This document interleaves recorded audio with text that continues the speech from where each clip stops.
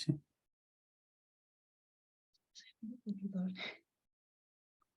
Bueno, muy bien. Entonces, bueno, es para nosotros un gran gusto recibir en este seminario de investigación en filosofía antigua y su recepción a la profesora Gabriela Rossi de la Pontificia Universidad Católica de Valparaíso en Chile, quien está haciendo ahora una estancia en Múnich, en la LMU, ¿no? En donde hay un grupo de filosofía antigua muy, muy fuerte. Y el día de hoy nos va a hablar sobre poner el fin último. Tienes la palabra, Gabriela. Gracias por participar en el CIFAR. Muchísimas gracias, Ricardo. Bueno, antes que nada quiero agradecer, bueno, ahora oficialmente por la invitación. Ya le he agradecido a Ricardo por mail, pero quiero agradecer, bueno, por la invitación a Ricardo, también a Edgar. Estoy muy contenta, en verdad, de estar aquí y de poder discutir este trabajo. Espero que no sea muy polémico el trabajo. Es un poquito polémico el trabajo, pero eso es lo entretenido, creo.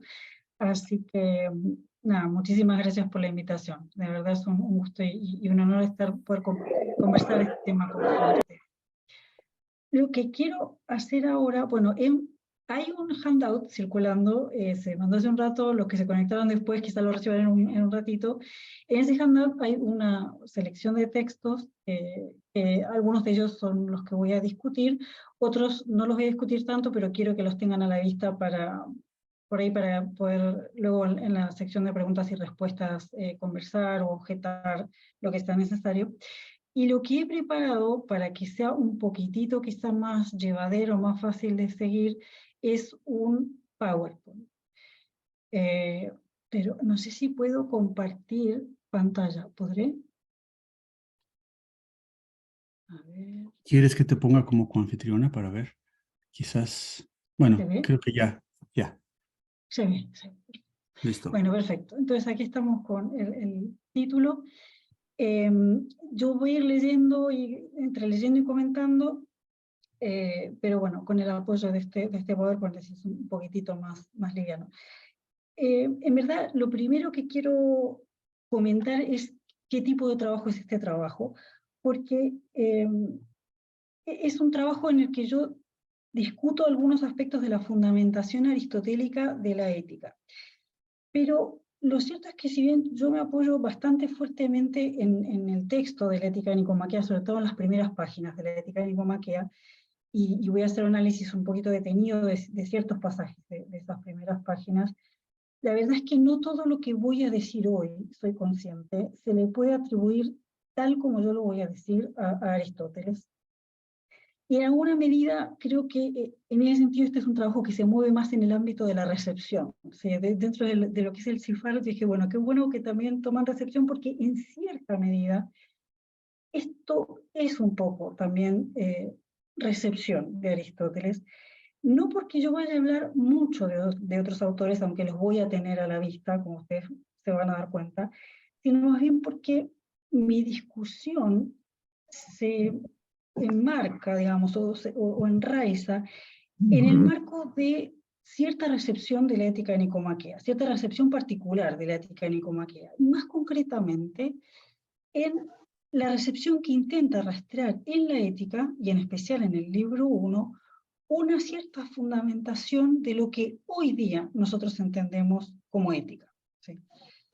Yo soy consciente de que este no es necesariamente, subrayo necesariamente, el modo en que Aristóteles mismo entiende lo que está haciendo en el primer libro y en general en la Ética Nicomaquea, en especial si uno toma en serio algunas indicaciones que aparecen de hecho ya en este primer libro, y son indicaciones que yo voy a omitir, lo cual sé que es discutible, y seguramente se me va a objetar, pero que sea consciente no significa que no se pueda objetar. Efectivamente, pero bueno, hay indicaciones en este primer libro en el sentido de que él entiende esta obra como una cierta política. Y hay, digamos, lecturas que a mí me parece que tienen, digamos, asidero en el texto, que entienden que estas lecciones posiblemente habrían estado destinadas a futuros políticos y legisladores, sobre todo. Hay varias a lo largo de todo el texto. Pero bueno, yo elijo conscientemente ubicarme en este otro ámbito de la recepción de la ética aristotélica, Y esto, bueno, es un poco una advertencia de los límites de mi trabajo. Y, digamos, como para que se entienda de entrada que, o se sepa de entrada que lo que pretendo presentar es entonces una reconstrucción posible de una fundamentación aristotélica de la ética, ¿sí? Pero que no aspira a ser defendible como la única lectura posible de esto. Lo que sí aspiro a hacer, aunque sea un poco presuntuoso, es aportar algún elemento nuevo dentro de la tradición en la que se enmarca mi lectura. Pero bueno, vamos a ver qué tal me sale. La segunda advertencia que quiero hacer, o más que advertencia es una declaración, es que este paper, en verdad, este trabajo, que está un poco en progreso y alguna parte está más terminada, está bastante inspirado en un trabajo de hace unos años de Alejandro Vigo, que es un autor que muchos de ustedes conocen. Es un trabajo que yo cité en el handout a propósito, o sea, cité una traducción que hace él en ese texto a propósito para que figurara ahí el texto este. Es un artículo del 2011 que se llama Naturalismo trascendental, una interpretación de la fundamentación aristotélica de la ética. Él ahí propone, o sea, yo no lo sigo en todo, pero hay algo de eso que va a resonar en mi trabajo. Propone una lectura de esta fundamentación inicial de la ética que la entiende como compuesta de una parte que él llama trascendental, ¿sí? Y una parte que él llama natural, ¿sí? Un componente naturalista que hace su aparición sobre todo en el famoso argumento del ergo. Pero bueno, eso como referencia, punto de partida con el que yo dialogo. Entonces, voy a empezar ahora con el trabajo mismo, a ver si esto me hace caso. Sí, ahí está. Esta es la primera sección de trabajo que se llama Ordenando los fines. Este es el subtítulo que le he puesto. Entonces, aquí yo distingo 3 puntos que son los que voy a recorrer ahora. La ética nicomaquea empieza con un largo argumento, que es el que he puesto ahí en el subtítulo, que culmina con la propuesta de que hay un fin que es querido por sí mismo. En estas páginas voy a analizar esta tesis, pero para considerar adecuadamente el asunto del fin último, es necesario recorrer brevemente los pasos previos del argumento que culmina en su introducción. En el inicio del texto, esto es lo que puse en el punto 1, Aristóteles sostiene que toda acción humana está orientada a un bien. Claro está, la tesis según la cual todas las acciones son buenas sería no solo injustificada en el comienzo de un texto sobre ética, sino peor aún, trivialmente falsa. El punto de Aristóteles puede entenderse entonces plausiblemente de este modo. Toda acción es realizada por un agente en cuanto él considera que dicha acción consiste en o conduce a un bien. Aquello que es percibido por el agente como un bien cumple entonces el papel de causa de su acción como fin. Es una causa final. En la medida en que, por ser representado como un bien, es querido por el agente. Entonces, aquello con vistas a lo cual, dice él en Física 2.3, esto estaba en el handout, quiere decir lo mejor y el fin de las demás cosas. Y no hay diferencia alguna en decir el bien real o el bien aparente. Este pasaje me parece bastante importante para leer en conjunto con este comienzo de la ética nicomaquea, porque lo que muestra o lo que indica el pasaje de la física en su presentación de la causa final es que Aristóteles considera que a los efectos de desplegar su poder causal en el terreno de la acción, al menos, basta con que algo se aparezca como un bien a la gente. No es necesario que sea realmente un bien. Para decirlo de otra manera, una acción es un movimiento de un tipo peculiar en la medida en que ocurre si tiene sentido para quien ha de realizarlo. O sea, solamente si tiene sentido para la gente, la acción se produce. Esto es mi forma de reformular esta tesis aristotélica. Esto es además lo que la hace inteligible y explicable para el propio agente y para otros. Ahora, el segundo momento de este argumento, que es el que puse acá con un 2, y están estas en líneas, es la introducción de una multiplicidad de fines. A mi modo de ver, este es otro elemento nuclear de la praxis humana. ¿Por qué? Porque ella involucra una multiplicidad de acciones y por eso también los fines que causan esas acciones son múltiples. Enseguida Aristóteles presenta un principio para introducir a su vez orden en la multiplicidad de fines. Y este es el tercer momento. Este gesto da cuenta de un tercer elemento fundamental de la praxis humana. Nuestras acciones usualmente no se realizan ni se comprenden de modo atómico y discreto, más allá de que, como todos sabemos, a los fines de cierto tipo de análisis sea conveniente a veces aislarlas. Pero, digamos, fenomenológicamente, por así decir, ellas se vuelven realmente inteligibles desde un entramado de causas, es decir, de fines, que como razones que tenemos para actuar, guardan entre sí cierta relación, o al menos pueden ser pensadas bajo cierta relación.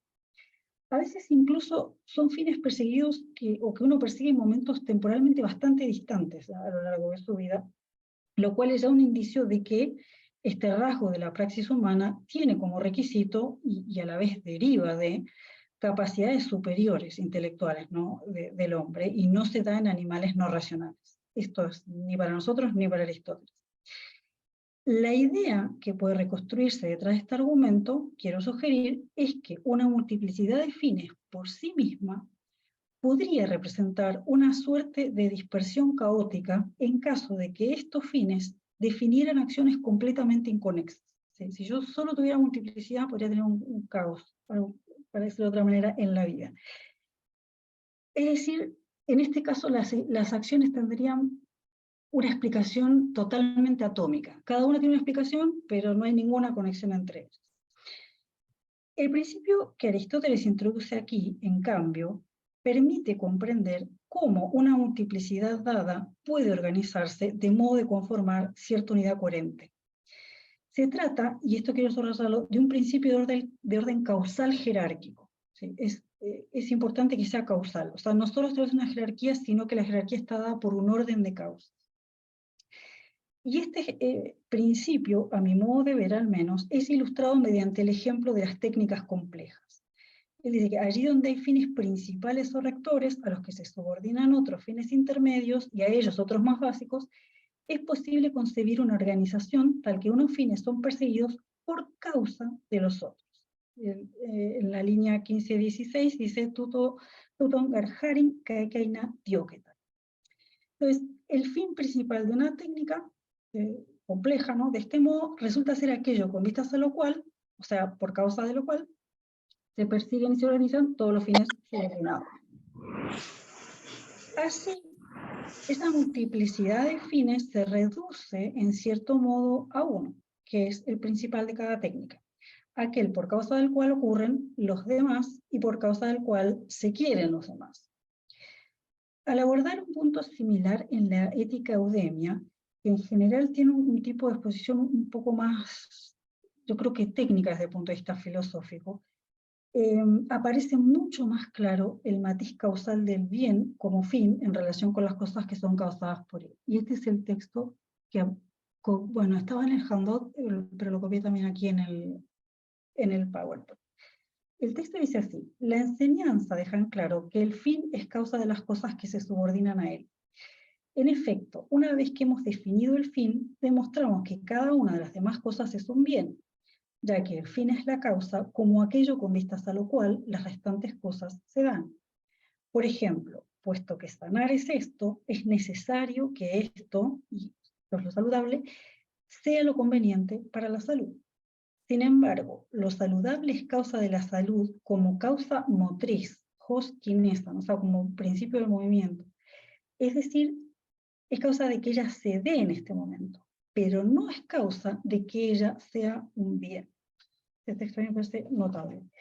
¿Qué es lo que, qué quiero sacar, o qué tesis relevante me parece que vale la pena sacar de este pasaje? Básicamente dos cosas que pongo aquí en esta diapositiva. El bien al cual se subordinan otros bienes, dentro del contexto de una técnica o no, yo aquí quiero ir un poquito más allá que Aristóteles, creo que la proyección de la tesis es más allá de las técnicas, es entonces causa al menos en dos sentidos. Por una causa, por un lado, es causa de que los bienes subordinados sean queridos y perseguidos, en la medida en que, puede pensarse, resultan medios con vistas a los primeros, si son como fines intermedios. Pero en segundo lugar, y esto me parece muy interesante, lo que insinúa el pasaje es que ese fin es causa de que los bienes subordinados sean bienes, o sea, es lo que los dota de valor. Pero esto lo dejo un poco planteado digamos, en el tintero, pero va a reaparecer un poquito más adelante, va a quedar claro porque es importante para mí este punto. Voy a volver ahora, propongo a la ética nicomaquea, y pongo aquí, seguimos ordenando fines. Llegamos al pasaje que más me importa. Entonces, lo que ocurre aquí es que, tras presentar la estrategia que permite introducir cierta unidad en el conjunto de fines dado al interior de una técnica a partir de su ordenación jerárquico-causal, Aristóteles da un paso decisivo que va en la dirección de proyectar esta misma estrategia a los fines que se dan en una vida humana considerada como un todo. Y aquí está el pasaje que voy a leer. Ciertamente, si hay un fin de las acciones que queremos por sí mismos y queremos las demás cosas por causa de él, y si no elegimos todo por causa de algo diferente, pues de este modo sin duda se iría al infinito, de modo que el deseo será vacío y vano, es evidente que este fin será el bien y lo óptimo. Yo aquí propongo una reconstrucción muy simple del argumento. Sé que reconstrucciones más complicadas, pero yo quería ir a lo más esencial porque lo que me interesa es la segunda premisa. Entonces, lo que he propuesto es reconstruirlo como un modus ponens, simplemente, tal que la primera premisa sería una suerte de condicional: si hay un fin de las cosas realizables que queremos por sí mismo, y si queremos los demás fines por causa de él, entonces el fin será el bien y lo óptimo. La segunda premisa sería el establecimiento de que en efecto hay un fin de las cosas realizables que queremos por sí mismo y queremos los demás por causa de él. Y la conclusión, por lo tanto, es que el fin que es querido por sí mismo es el bien y lo óptimo. Entonces, la segunda premisa, que es la que a mí más me intriga, ¿no? Que afirma que hay en efecto un fin querido por sí mismo, es establecida por medio de un argumento indirecto, que es lo que está en mi traducción entre paréntesis. Antes de ir a este argumento, que es lo que me ocupa en la siguiente sección, quiero llamar la atención sobre lo siguiente. La terminología que acá emplea Aristóteles para referirse a los fines sigue siendo fuertemente causal, de hecho consistentemente causal. Ahora, para cualquier persona que esté acostumbrada a recorrer, ¿no?, la literatura secundaria aristotélica, que es muy poblada, puede parecer un lugar común decir, como estoy a punto de hacer, que la relación causal es al mismo tiempo y necesariamente una relación explicativa. ¿Por qué digo que puede parecer un lugar común? Bueno, porque se suele decir que las causas en Aristóteles son respuestas a la pregunta ¿por qué?, como él sostiene, ¿no?, en Física 2.7. Pero claro, esa declaración de Física 2.7 y estas declaraciones o estas lecturas de la literatura secundaria se aplican a las 4 causas por igual. Y en verdad lo que yo quiero sostener ahora es algo un poquito diferente. Lo que quiero subrayar más bien es que la manera en que el fin es causa de acciones, no de procesos naturales, otras cosas, sino de acciones, supone que él es una explicación para el agente, y subrayo para el agente. O sea, el papel que cumple aquí el costado o la dimensión, digamos, explicativa de esta causa es intrínseco a su carácter de causa, en la medida en que si el fin no es capaz de explicar la acción para el agente que la realiza, entonces no está en condiciones de ser causa de esa acción. Esto es lo que pongo aquí como 2 tesis que quiero, preliminares, digamos, que quiero presentar. En verdad, esto es otra manera, o sea, esta forma un poquito rebuscada, es otra manera de poner la tesis inicial de la ética nicomaquea, tal como yo la entiendo, que es que toda acción se dirige a algo que la gente considera bueno, ¿sí? Ahora, a su vez, si el fin principal, o sea, el fin último, no es un bien para la gente que lo considera, entonces este fin carece de poder causal para dotar de valor a los fines subordinados. Estos 2 elementos que quise poner aquí en la diapositiva separados van a jugar cierto papel en la lectura que sigue ahora del problema del argumento indirecto. Entonces voy a avanzar un paso más. Vamos a esto, al fin que es querido por sí.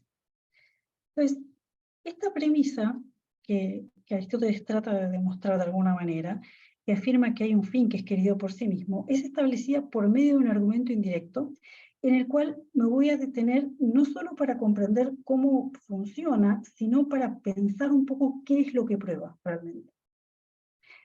Este argumento se puede reconstruir preliminarmente como he puesto ahí.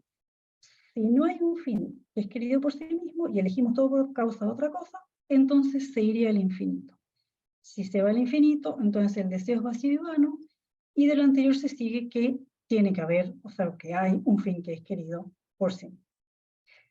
La primera premisa, que yo puse con un 1, parece motivada por esta ordenación jerárquico-causal de fines que Aristóteles esbozó inmediatamente antes en Ética Nicomaquea 1, una ordenación en las cuales los fines inferiores son queridos por causa de los intermedios y estos por causa de los principales. Entonces, el escenario que se plantea aquí es aquel en el cual no hay un fin, que hace las veces de causa última o primera, como se quiera, de todos los demás fines, y el infinito aludido es, por lo tanto, el infinito causal, ¿no? O causal explicativo, si se quiere. En la premisa 2 se dice que de ellos seguiría que el deseo sería vano y vacío, Kenen, Kael, Matayan, lo cual resulta o inaceptable o imposible, y de ahí la conclusión que tiene que haber un fin que sea querido por sí mismo. Ahora, uno de los puntos que son más oscuros y más interesantes en este argumento para mí es qué es exactamente lo que motiva la conclusión, o sea, cuál es el problema que Aristóteles identifica en el punto 2, o sea, por qué para él es necesario a partir de eso que haya un fin. Ahora, la respuesta a esta pregunta supone a su vez cierto diagnóstico sobre la naturaleza de la tesis que el argumento establece. Y ahora voy a explicar un poquito por qué. Entonces, el problema añadido, por cierto, es que a pesar de que es un momento crucial del texto, un momento yo creo crucial en el argumento de Aristóteles, él no da muchas más indicaciones expresas. Y, o sea, es mucho lo que se juega acá, pero no hay mucha explicación de parte de él, como suele ocurrir por otra parte en los momentos más dramáticos, ¿no? De manera que, bueno, esto es un poco una especie de lamento, pero al mismo tiempo es una advertencia de que, claro, toda explicación o toda lectura de esto tiene un componente especulativo o un margen especulativo relativamente importante. Entonces, lo que voy a hacer ahora es comentar la lectura que yo considero que es la más usual de esto, y luego algunos problemas que esta tiene, y luego voy a contarles cómo propongo entenderlo yo, o cómo querría entenderlo yo.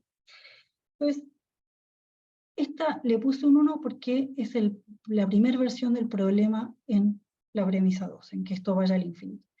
Entonces, esta lectura que es muy usual es que el argumento desemboca en la imposibilidad de recorrer un infinito causal explicativo. Esto es como típico modelo en Aristóteles, que el infinito causal no se puede recorrer, de modo que toda cadena de deseos tiene que detenerse en un punto, y este es un fin querido por sí mismo.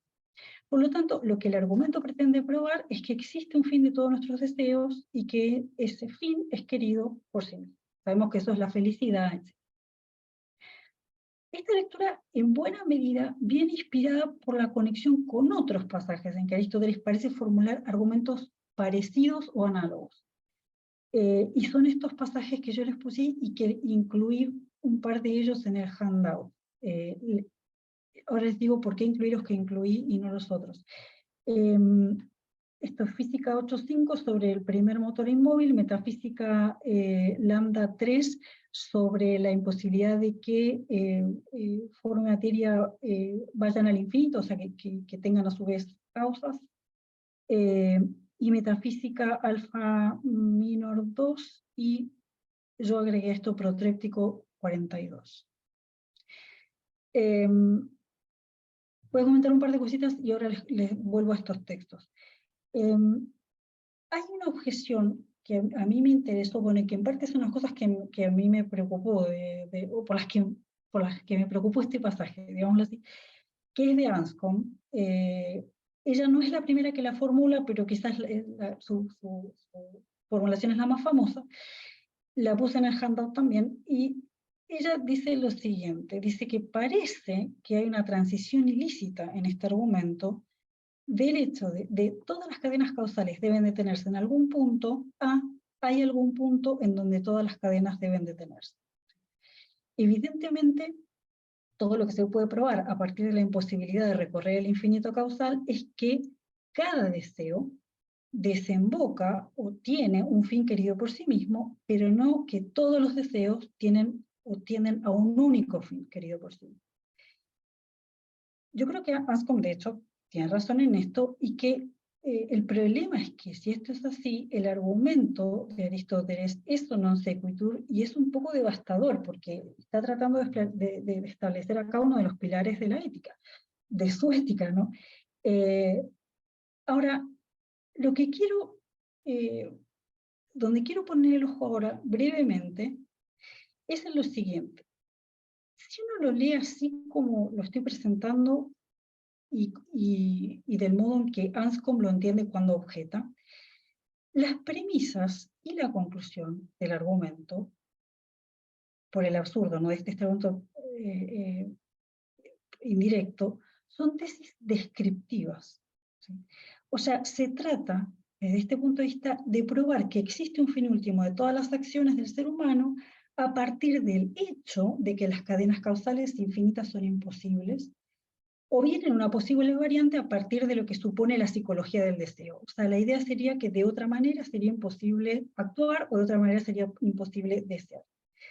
Ahora, anticipando un poco mi argumento de las siguientes secciones, la estrategia que yo propongo es explorar la posibilidad de que la conclusión de este argumento no sea descriptiva, sino que sea práctico-normativa. O sea, que sea otro tipo de tesis la que está defendiendo Aristóteles acá.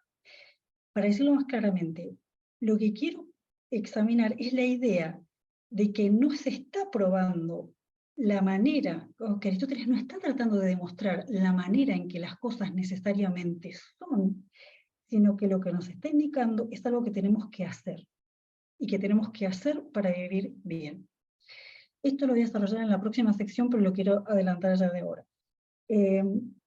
Pero lo importante, en todo caso, lo que a mí me parece relevante de ensayar esta lectura, o por lo que creo que vale la pena ensayar esta lectura, es que si esta lectura es correcta, la objeción de Anscombe queda desarticulada, ¿sí? Ya no hay ningún problema en tratar de que todos los deseos confluyan en uno o unos pocos fines últimos. Igual mantengo la duda de si es uno o unos pocos. De hecho, se vuelve lógicamente posible para el propio Aristóteles admitir más de un fin último.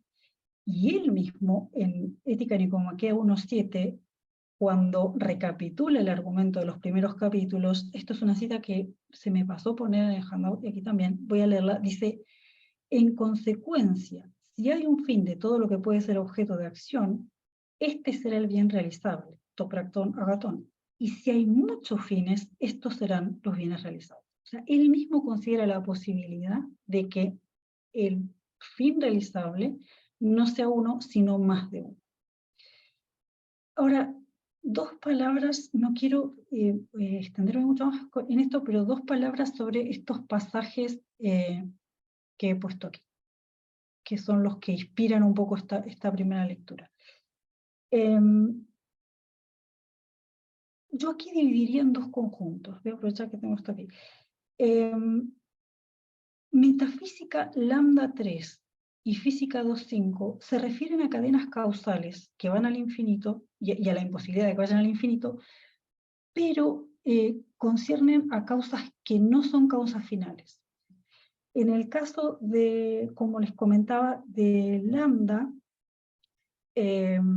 Aristóteles se refiere a la necesidad de que la forma y la materia no sean generadas, porque eso llevaría a un proceso infinito en la explicación de las generaciones. Y en el caso de física 8.5, como saben, se trata de la idea de que tiene que haber algo que mueva por sí mismo sin ser movido, porque de otra manera se iría al infinito con las explicaciones, pero dice él es preciso detenerse. Dos cosas quiero decir sobre todo estos dos pasajes que me parecen que son los que, digamos, primero vienen normalmente primero aparecen en los argumentos para sostener esta lectura, y que creo que son bastante inadecuados para sostener esta lectura. El primer motivo por el que me parecen inadecuados es que en ninguno de estos pasajes se demuestra que haya una única causa última al comienzo de esas cadenas causales. O sea, ni en metafísica lambda ni en física 8.5 veo yo un argumento expreso para decir que tiene que haber una sola causa primera en la cual desembocan o en la cual empiezan todas las cadenas causales, sea formal materiales o sea eficientes. Lo que sí se demuestra es que si hay una relación causal y una cadena causal de tipo causal o de tipo formal o de tipo material, tiene que haber una causa de ese tipo, no de cualquier tipo, sino de ese tipo, que no tenga a su vez una causa anterior de ese tipo. O sea, por ejemplo, que no haya una forma cuya causa sea a su vez una forma. Pero bueno, no me voy a meter en eso ahora. Lo que más importante me parece, o el problema más importante de estos pasajes para leer a la luz de ellos el argumento de la ética, más bien, es el siguiente, que es prestar un poco de atención al modo en que causan la forma, la materia o un motor natural, y la diferencia que hay entre esa forma de causar y la forma en que causa un fin de una acción humana. Para decirlo de modo más claro, la acción humana se distingue, o es diferente de un movimiento natural locativo y de la generación natural, porque el hombre tiene que querer esa causa como fin. O sea, él la tiene que querer, si no, no actúa. O sea, a él no le viene dada de antemano la causa del movimiento que es su acción, sino que se le debe aparecer algo como un bien para que ello pueda ser causa final de su acción. Entonces, algo no es digamos, parte de la explicación causal de la acción meramente por existir ahí en el mundo, como si fuera un motor inmóvil o la forma, sino que para hacer fines y entrar en la explicación causal de la acción, estas cosas tienen que ser intencionadas por el agente, tienen que ser queridas, y para eso se le tienen que aparecer como bienes. Esta diferencia para mí es crucial, y voy a volver a algunas cosas que se siguen de ella en la siguiente sección. Pero por el momento solo quiero decir que la distancia entre el modo que causa un motor eficiente, una forma y la materia, y la manera en que causa el fin como causa de acciones es tan grande que yo creo que estos pasajes no sirven mucho para leer nuestro argumento.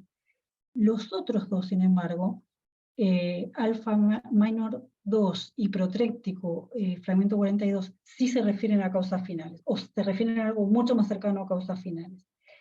Lo único que quiero mencionar de eso es que ninguno de los dos hay argumentos para sostener que hay una sola causa última final. O sea, tampoco en ellos podemos sacar de ellos la idea de que hay un solo fin último de todas las acciones, sino que lo que se sostiene en cada uno de ellos, a mi modo de ver al menos, eso después vamos a discutir en las preguntas y respuestas, es que para que un fin sea causa de una acción, tiene que ser querido por sí mismo, ¿sí? Pero no que haya un solo fin de todas las acciones. Puede haber muchos fines de muchas acciones. Entonces,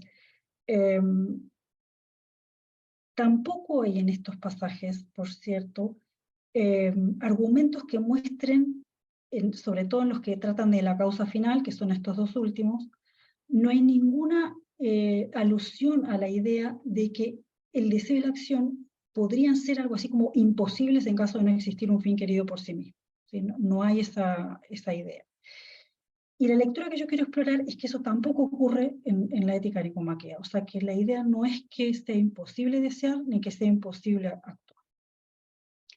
Voy a pasar a leerles un pasaje del comentario de Sarah Brody a este texto, que en parte anticipa o va en la línea de lo que yo quiero, o dice algo que a mí me sirve. Vamos a ponerlo así.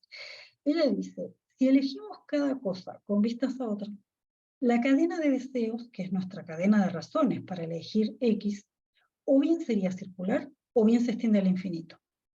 En cualquiera de los dos casos, ese deseo sería vacío, porque si deseo A solo con vistas a X y X por sí mismo, decimos que X es lo que realmente deseo al desear A, y es lo que me satisfaría. Si deseo A con vistas a B, B con vistas a C, etc., y nada por sí mismo, entonces deseo sin que sea el caso que algo me pueda satisfacer, que algo me satisfaga. Entonces, así entendido, del argumento, si se fijan, tampoco se sigue una imposibilidad de facto. Por eso a mí me interesó esta forma de leerlo que tiene ella. Porque, de hecho, creo que no hay que insistir en el hecho de que los seres humanos podemos ser un animal de deseos vacíos e insatisfechos, perfectamente. De hecho, la mayoría de las veces lo somos. Además de esto, es perfectamente posible tomar cualquiera de los fines que ella menciona ahí, B, C, D, supongan, como si fuera un fin querido por sí mismo. Voy a poner un ejemplo. Pongamos que hay una joven que quiere estudiar para el examen de mañana para sacar una buena nota. Y quiere eso con vistas a aprobar una asignatura, y eso con vistas a recibirse, y eso con vistas a tener un título, con vistas a tener suficientes medios de subsistencia. Para tomar cualquiera de estos fines que he mencionado, incluso el último, como un fin querido por sí mismo, lo único que ella tiene que hacer es dejar de preguntarse ¿por qué quiero X? Por caso, ¿por qué quiero tener este título en particular? Etc. Y esta es una decisión posible para cualquier agente, es decir, dejar de preguntarse ¿por qué? En un texto anterior, que es el famoso Ethics de Aristóteles, Sara Brody coincide, creo, con lo que indico, pues formula el problema que surge en este escenario de la siguiente manera. Ella dice, se trata de darnos por satisfechos con un objetivo que es último para nosotros, pero cuyo valor no llegamos a comprender. Esto es, se trata de algo que consideramos bueno sin saber qué.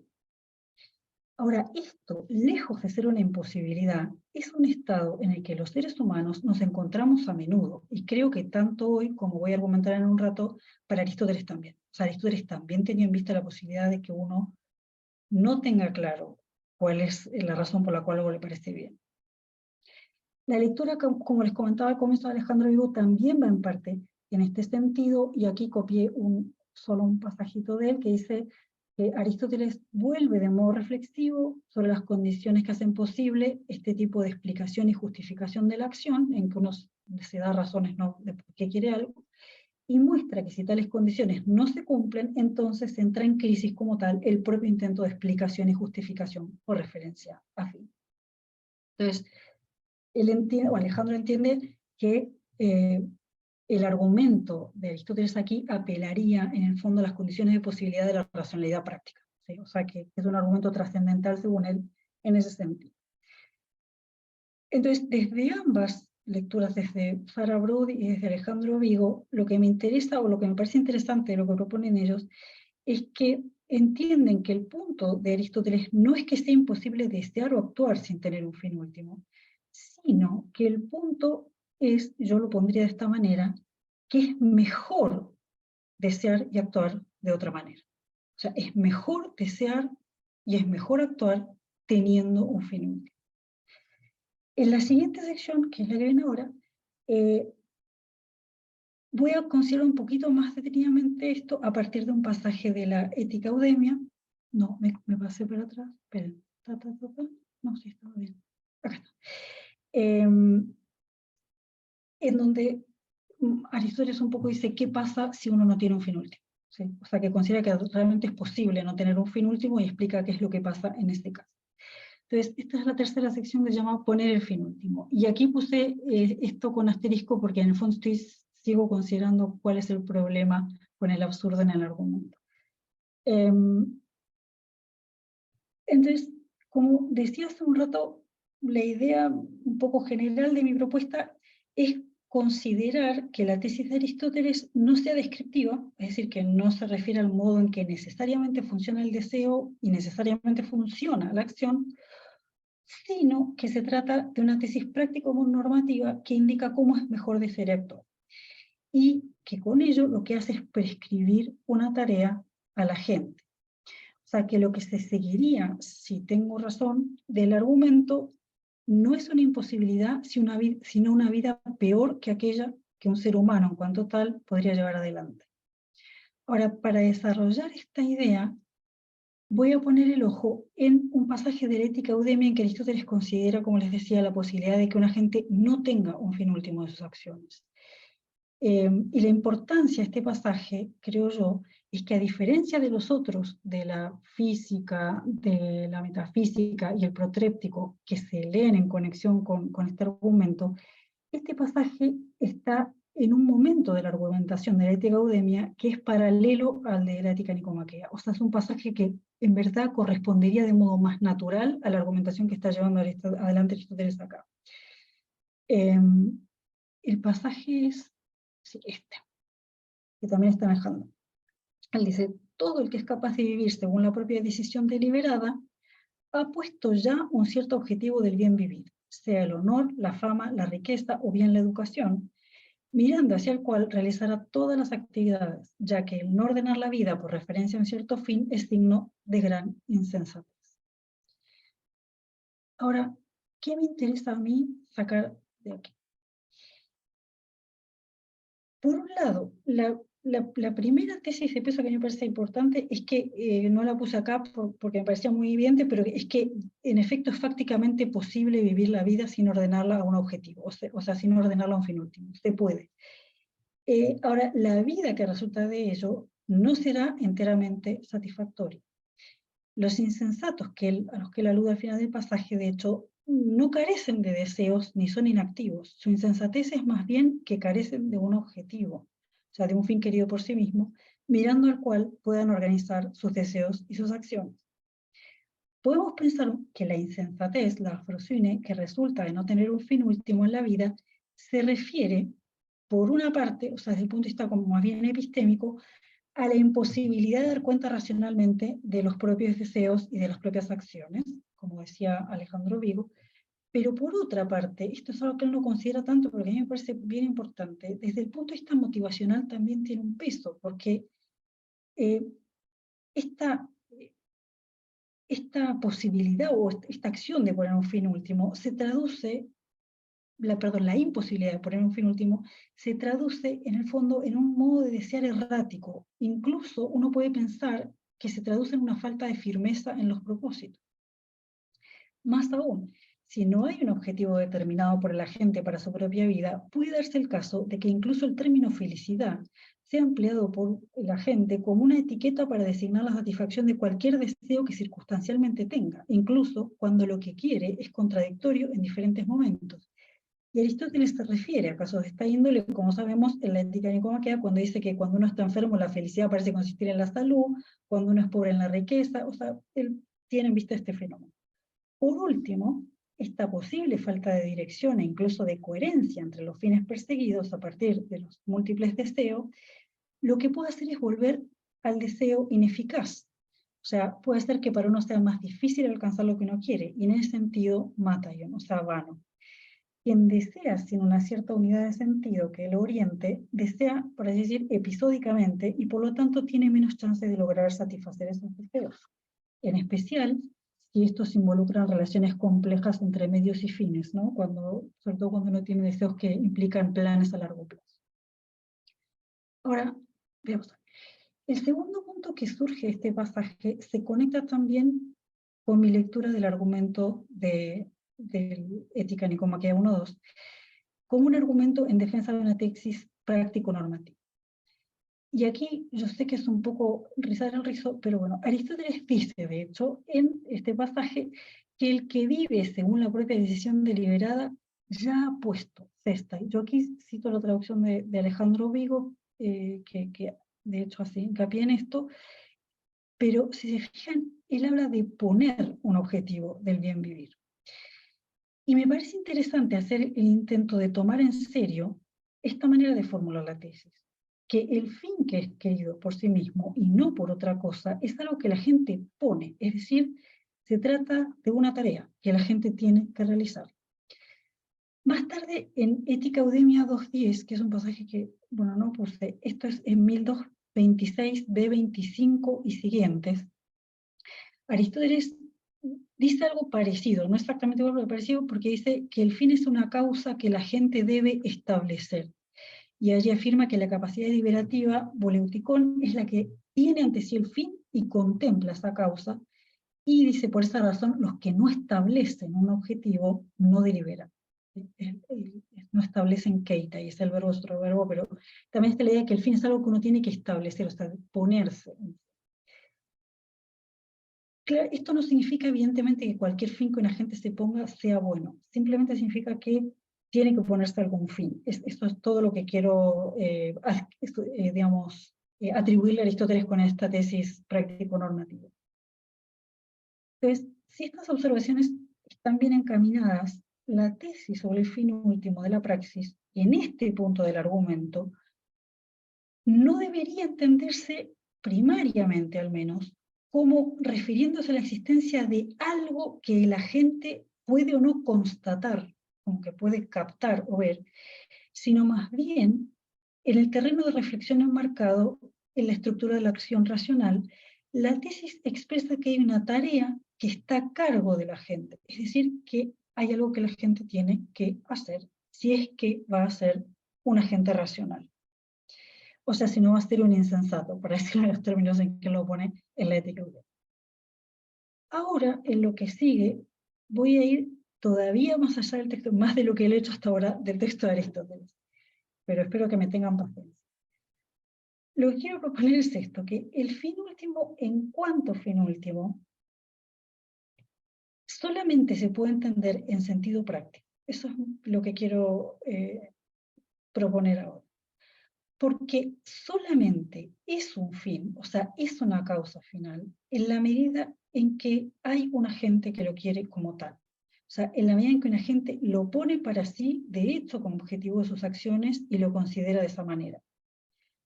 Tampoco es que la gente primero, como que haya dos momentos, que primero capta y luego quiere, o se pueden distinguir analíticamente estos momentos, pero normalmente ambas cosas ocurren al mismo tiempo, porque el fin último, y este es mi punto más, lo que más me interesa sostener, es que el fin último solamente es causa de una acción en el momento en que un ser racional organiza la propia vida en función de él, no antes. O sea, no existe antes como fin último. De ahí se intuye a su vez que poner algo como fin último a nivel vital tampoco es una acción meramente volitiva, que uno puede realizar así como sin mayor reflexión, sino que se trata de una tarea bastante compleja que demanda capacidades intelectuales superiores, de hecho, y cierta reflexión sobre las propias acciones y las razones que mueven a realizar. Entonces, ahora lo que voy a proponer es esto. ¿Qué implica poner un fin último? Yo sé que esto no está en Aristóteles, pero son cosas que creo que sistemáticamente vale la pena pensar, creo. Entonces lo que quiero proponer es que poner un fin último, o incluso dos, no importa que sean uno, dos o tres, un par, por ejemplo, es una tarea que es bastante exigente, de hecho, porque implica al menos lo siguiente, de modo preliminar, esto como inicio de la discusión. Por un lado, concebir la propia vida como un todo, es decir, tener una visión reflexiva de conjunto sobre la vida de uno. En segundo lugar, tener cierto diagnóstico de qué tipo de cosas está en poder de uno realizar, o sea, cuáles son los practón para uno. Porque, como se trata de un fin realizable, no cualquier objetivo es adecuado. O sea, no puedo ponerme cualquier cosa como fin último. O sea, yo no podría ponerme como objetivo cambiar el pasado, para poner un ejemplo claro y típico. Pero al mismo tiempo, tampoco los mismos recursos o medios están en poder de todos los individuos del mismo modo. Por ejemplo, no sé, si yo dijera, mi fin último es ser si tuviera la edad para ello, una futbolista de élite, eso tampoco es un fin último que yo pueda poner. O sea, sería una insensatez también ponerme ese fin último.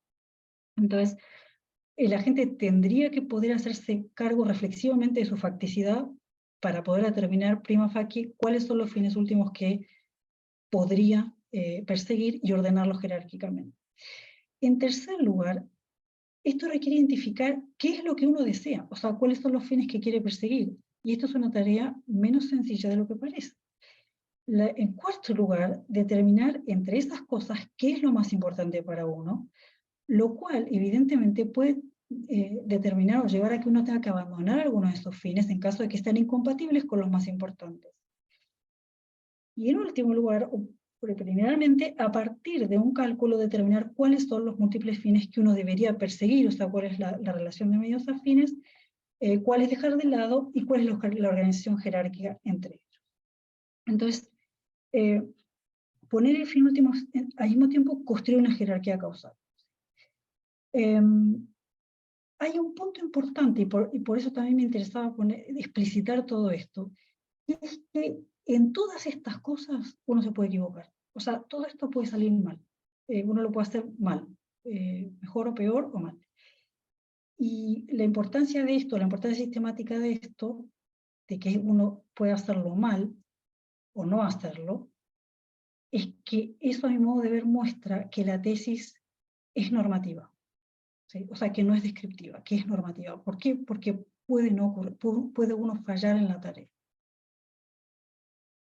Y aquí viene esta última parte, es que voy a decir solo 3 cosas de las que puede fallar. Un problema que puede aparecer es que el bien que uno se pone como fin último sea estructuralmente inadecuado por ser un bien instrumental. Este ejemplo, de hecho, está considerado, no en estos términos, pero Aristóteles considera expresamente la posibilidad de que alguien se ponga como fin último el lucro, siendo que el dinero es, por esencia, un medio. Eso sería un fracaso en el ordenamiento jerárquico de los fines en la propia vida. Ponerse como fin último algo que no puede ser por su propia naturaleza un fin último, o sea que es estructuralmente un medio. Otra manera de... ahora, una aclaración. Esto no quita, evidentemente, que mucha gente se ponga este tipo de fines y que uno mismo muchas veces se ponga este tipo de fines a pesar de que no pueden funcionar como fines últimos. O sea, uno comete este tipo de error categorial muchas veces y conoce a mucha gente que comete este tipo de error categorial, de manera que es posible realmente equivocarse en esto. En segundo lugar, la tarea puede fracasar porque la persona no logra ordenar jerárquicamente los fines de modo que los subordinados contribuyan a los superiores. Esto sería un error como de cálculo, digamos, de medios afines teóricos. O sea, uno no sé, no tiene pericia para esto. Pero el tercero, que no suele ser tenido tan en vista, me interesa un poco más, que es que uno también puede fracasar en esta tarea, porque suponiendo que uno haga el cálculo de medios afines bien, que ordene perfectamente todos sus fines, como si fuera una estratega, ¿no? en los ejemplos que pone Aristóteles, pero no logra actuar de acuerdo con esa ordenación. O sea, no logra mantener la motivación. O sea, uno es un incontinente. En ese caso, en caso de ser incontinente, uno tampoco está logrando poner realmente un fin último, porque este fin último no está teniendo el poder causal que debería tener, o al menos eso quiero sostener. De manera que el poner el fin último, de modo exitoso al menos, tiene una dimensión motivacional también, que no es menor. O sea, uno tiene que poder sostener esta decisión, para decirlo en términos aristotéricos, en el tiempo. Es decir, bueno, esto es lo que quiero en mi vida y ser consecuente con esa decisión.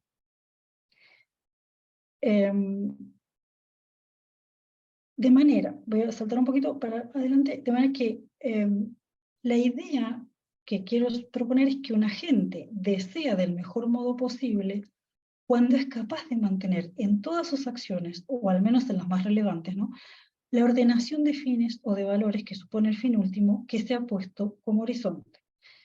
La posibilidad de fracasar en esto último, al no mantener, ¿no?, la coherencia entre los diferentes fines queridos, pone de manifiesto con especial fuerza que lo que está en juego aquí es un tipo de racionalidad práctica, es decir, que está en juego la posibilidad no solo de justificar las acciones, como si fuera teóricamente, sino además de determinar el propio querer de acuerdo con lo que la razón indica. Es decir, no andar como se dice, no sé si allá se dice, pero en Argentina no andar como veleta de un lado para otro, ¿no?, como un día para un lado y un día para otro.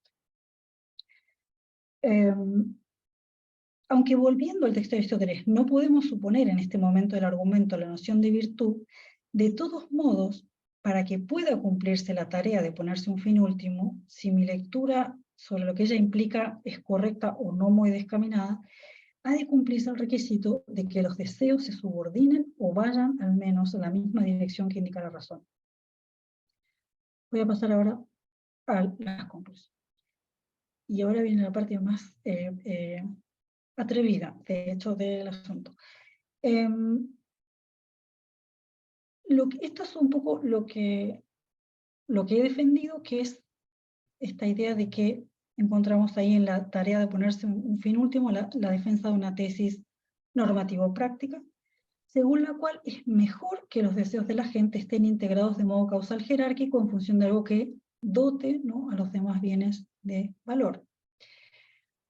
Ahora, en tal caso, si la tesis es una exigencia normativa práctica, que indica que uno tiene que ponerse algún fin último, todavía no sabemos cuál, ¿sí?, haciendo abstracción de cuál sea.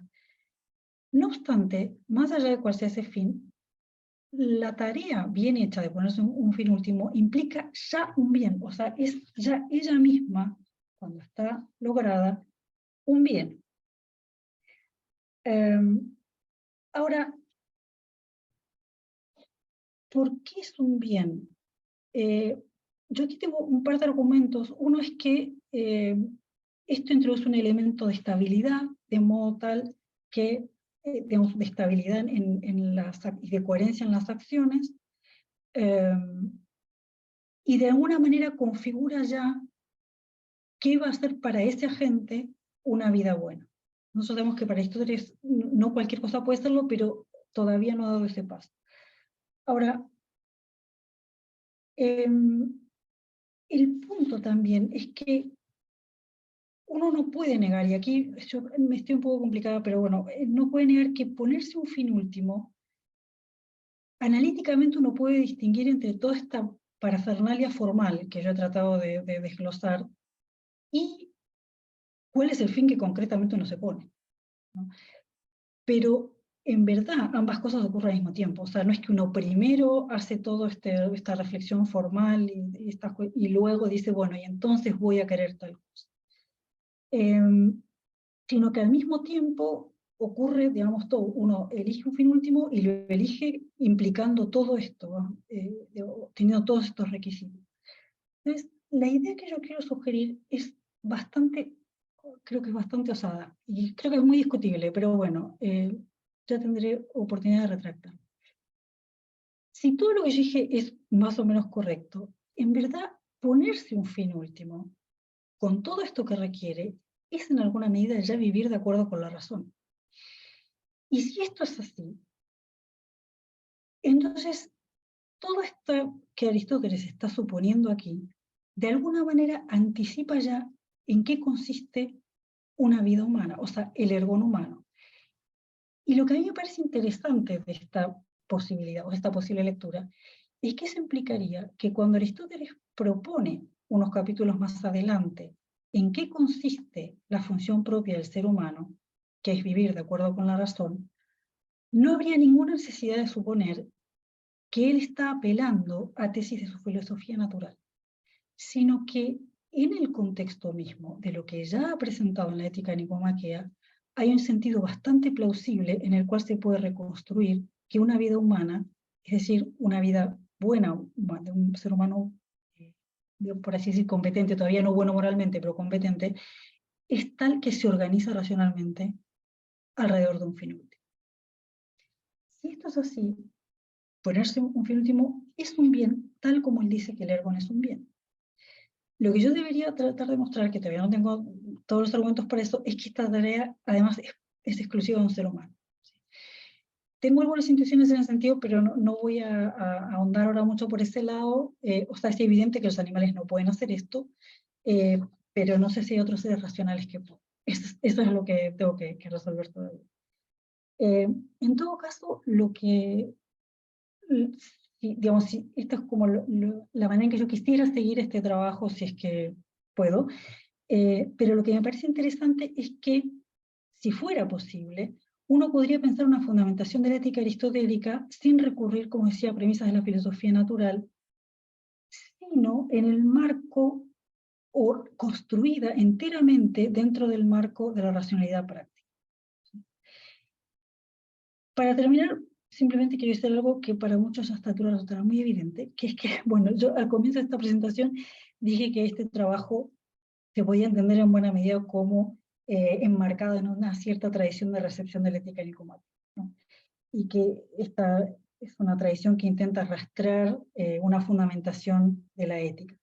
Yo creo que ahora es claro hasta qué punto esto es así, y además tiene un espíritu de transparencia, creo que también es claro en qué vertiente especial de esa tradición tiende a ubicarse lo que ha intentado hacer en este rato, que es, digamos, que está ubicado en buena medida en la inspiración de ciertos autores contemporáneos que intentan buscar, de hecho, puntos de diálogo entre cierta forma de leer, y subrayo forma de leer, la estrategia aristotélica, y otras estrategias que usualmente se consideran bien lejanas, como de hecho la kantiana.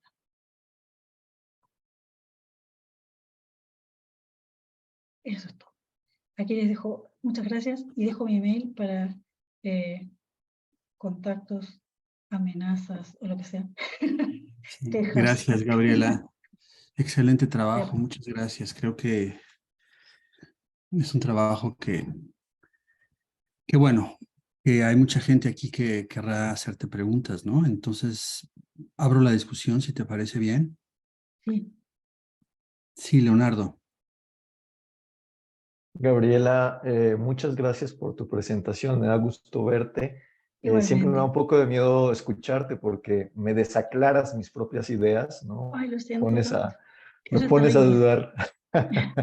Me pones a dudar sobre varias cosas. Mira, básicamente, repito, muchas gracias por tu presentación muy persuasiva. Eso es muy peligroso, es muy persuasiva.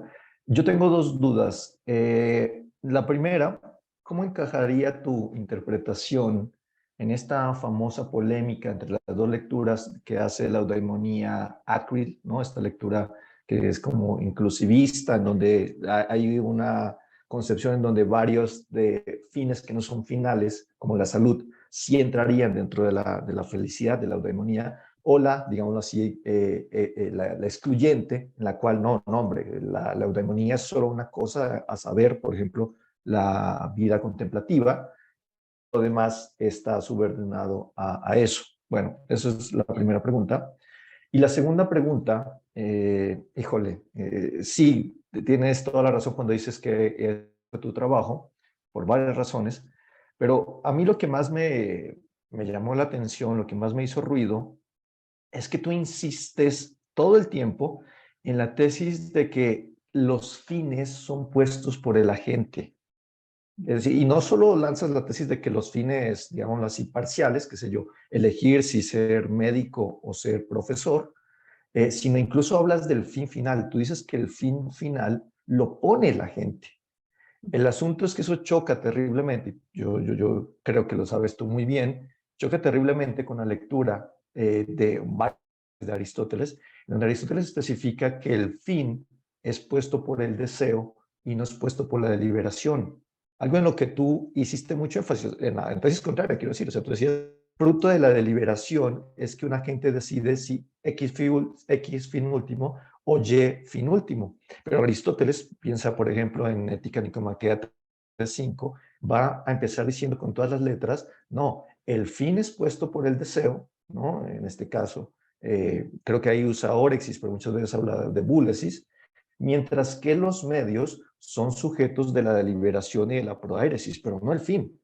Entonces, Ya. eso creo que puede ser bastante escandaloso de cara a tratar de defender tu tesis, porque tendrías que entonces que posicionarte frente a esos pasajes y si es el caso, pues defender una lectura como demasiado, quizás es anacrónico o inapropiado usar la etiqueta, pero demasiado intelectualista, en el sentido de que tú crees que todos los fines de la acción son posibles, es posible ponerse a través de un ejercicio racional, pero insisto, pero eso choca terriblemente con Aristóteles, con varios pasajes.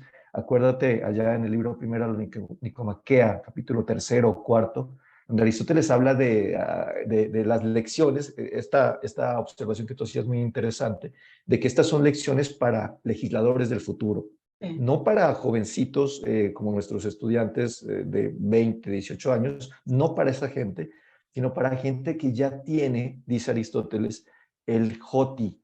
Y dice él, si tienes el joti o el qué, no tienes necesidad del dioti, del por qué. Y ese joti se adquiere por hábito. Entonces, esto refuerza la idea de que esos arjai, esos principios de la acción o esos telos, como lo decir, son puestos no por un ejercicio intelectual, sino por otra mecánica, otra dinámica, podemos dejar eso de lado, pero en todo caso no por un racional. Entonces yo creo que al menos a mí, segundo tu afirmación de que esta presentación tuya es muy polémica, y yo creo que al menos por ahí hay mucha polémica al respecto. Pero bueno, mil gracias, Gabriela, por No, al tu contrario. presentación. Voy a empezar por la segunda y después voy a la primera, porque la primera es más fácil de las preguntas, o más rápida de contestar. Yo no sé si dije en algún momento, pero creo que me cuidé de no decir que el fin era puesto por la deliberación precisamente por eso. Creo que hablé de reflexión, y no quiero decir lo mismo cuando digo reflexión y deliberación, ¿vale?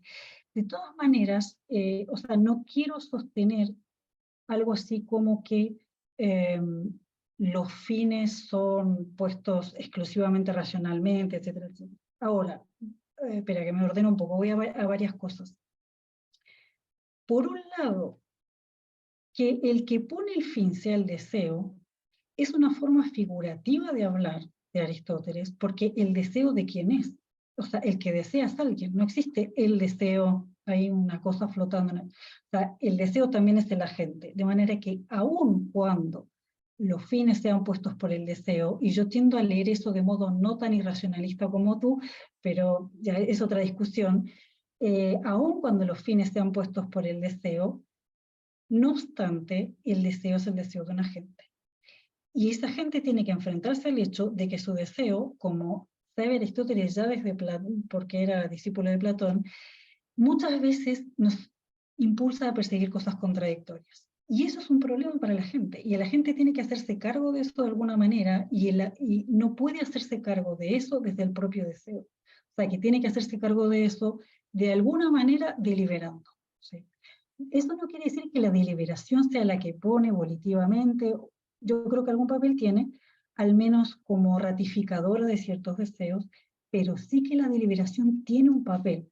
Que la deliberación tiene un papel porque de otra manera sería muy difícil explicar cómo nuestra manera de desear se diferencia de la manera en que desean los animales, por ejemplo. No sé.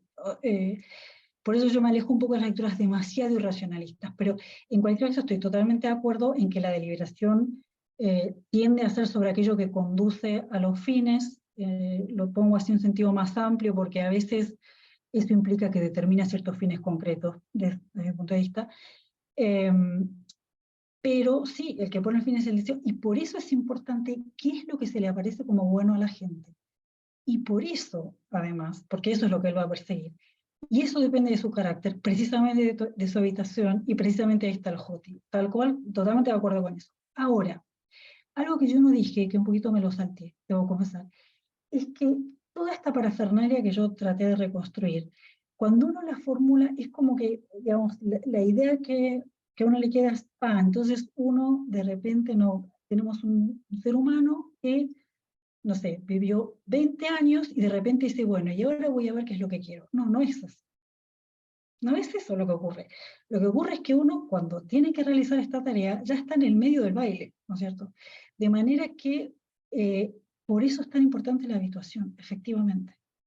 Porque eso es lo que le va a permitir a uno desear virtuosamente, que es el tema en el cual yo en este trabajo todavía no entro, porque, todavía, digamos, porque esto es previo a ese momento, desde el punto de vista lógico. O sea, cuando uno desea correctamente, porque ha estado habituado correctamente, tiene los principios correctos, tiene el Joti, ese fin último que pone es el bien real. Eso es lo que yo creo. Y eso es la eudaimonía. ¿Por qué? Porque el deseo funciona como tiene que funcionar. Para decirlo de una manera un poco rápida, ¿no?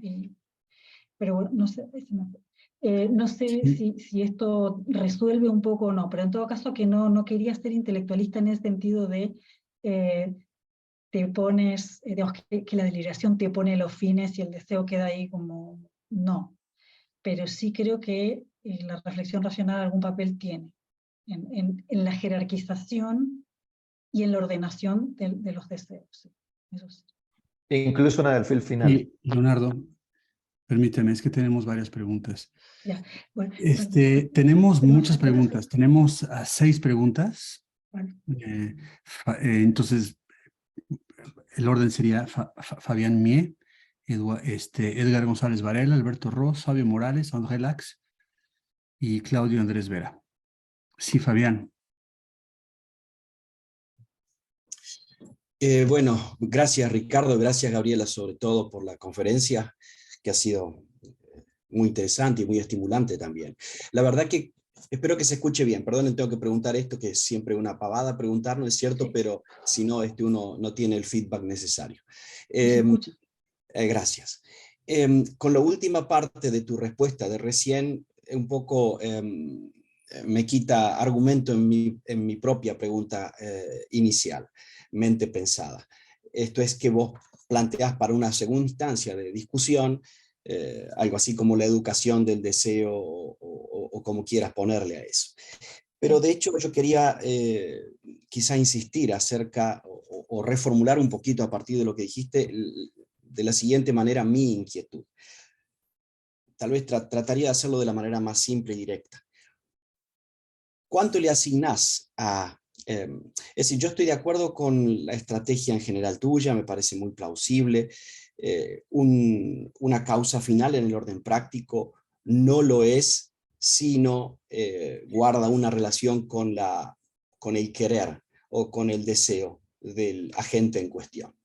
Eso me parece que explica bien varias cosas y formula en general una teoría interesante y demás. Evita además ciertas comisiones de falacias naturalistas y le da al argumento del ergon tal vez un lugar menos controvertido en Ética Nicomaquia. Es un poco la idea, sí. Pero hay algo que me gustaría preguntarte allí, y es, lisa y llanamente, ¿cuánto le asignás en el proyecto aristotélico, cuánta importancia le asignás en el proyecto aristotélico a lo que, si me permitís, podríamos llamar educación del deseo o como sea? Esto es, que al rol que le otorguemos a aquella serie de prácticas, hábitos, en donde está involucrada naturalmente la racionalidad humana y la integración social y cuantas cosas más, cuán importante es en el proyecto aristotélico el aclarar qué es lo que realmente vale la pena o es bueno desear. Y si puedo sumar una cosita allí, es lo siguiente. Vos hiciste énfasis en, bueno, puede ser uno o más de un fin. Y en tal caso, lo que haría a una vida más o menos lograda, ¿no es cierto?, es además de tener, bueno, un fin o varios fines, que estos sean consistentes o coherentes entre sí. Ahora, eso da un esquema, ¿no es cierto?, en donde la coherencia de los fines termina siendo siempre una coherencia entre cosas buenas elegidas, ¿no es cierto? Pero parece diluirse un poco allí, esa es mi inquietud segunda, el carácter de lo que es por sí mismo deseable, porque podemos construir una cadena, ¿no es cierto?, en el ejemplo tuyo, alguien estudia para un examen y finalmente lo hace para obtener un título y tener una carrera profesional exitosa. Pero lo que hace bueno a cada uno de esos pasos, aun cuando uno esté encadenado con el otro y tenga como fin uno ulterior, puede ser algo de una naturaleza o de un carácter, lo que hace bueno a cada uno de sus pasos. Por ejemplo, estudiar honestamente para un examen que tenemos mañana, y luego desempeñarse honestamente como una persona en un ámbito profesional, lo que hace bueno a cada uno de esos pasos, aun cuando estén encadenados, puede ser algo de un orden, que uno puede llamarle así, categorial distinto. Es una cosa distinta a preguntarse cuál es la cadena de los bienes que entre sí puede ser coherente. Entonces, esa ha sido un planteo que tal vez en tu conferencia, o por lo menos a mí me lo ha parecido, el segundo, el aspecto que yo traté por el que traté de preguntarte ahora, aparece menos destacado. Esto es algo así como lo que uno elige por sí mismo, ¿no? Lo que por supuesto tiene que ver con el carácter de las acciones que tienen como fin las cosas, que tienen como fin acciones, la realización misma de la acción. Claro. Entonces eso es. Ya, vale, voy a tratar de estar breve para que no... En cuanto a la primera pregunta, ¿qué valor le asigno a la educación en el modelo de Aristóteles? La importancia es total, como dice el propio Aristóteles. O sea, en el libro segundo, en el capítulo 1, cuando dice la importancia de la educación temprana es total, no es menor, sino que al contrario, es de lo más importante. E incluso él subraya en 2 capítulos más adelante el carácter relevante de la educación en el placer y el dolor. Sí, de hecho, es uno de los pocos lugares donde menciona a Platón para darle la razón. No recuerdo muchos otros. De manera que digamos, yo entiendo que eso es de la mayor importancia. Y por ese lado va un poco también lo que le respondía a Leonardo. O sea, uno tiene que hacerse cargo de este tipo de tarea hiperracional y reflexiva o bastante reflexiva, teniendo ya en orden esto otro. Digamos, si no es imposible. Si no es imposible.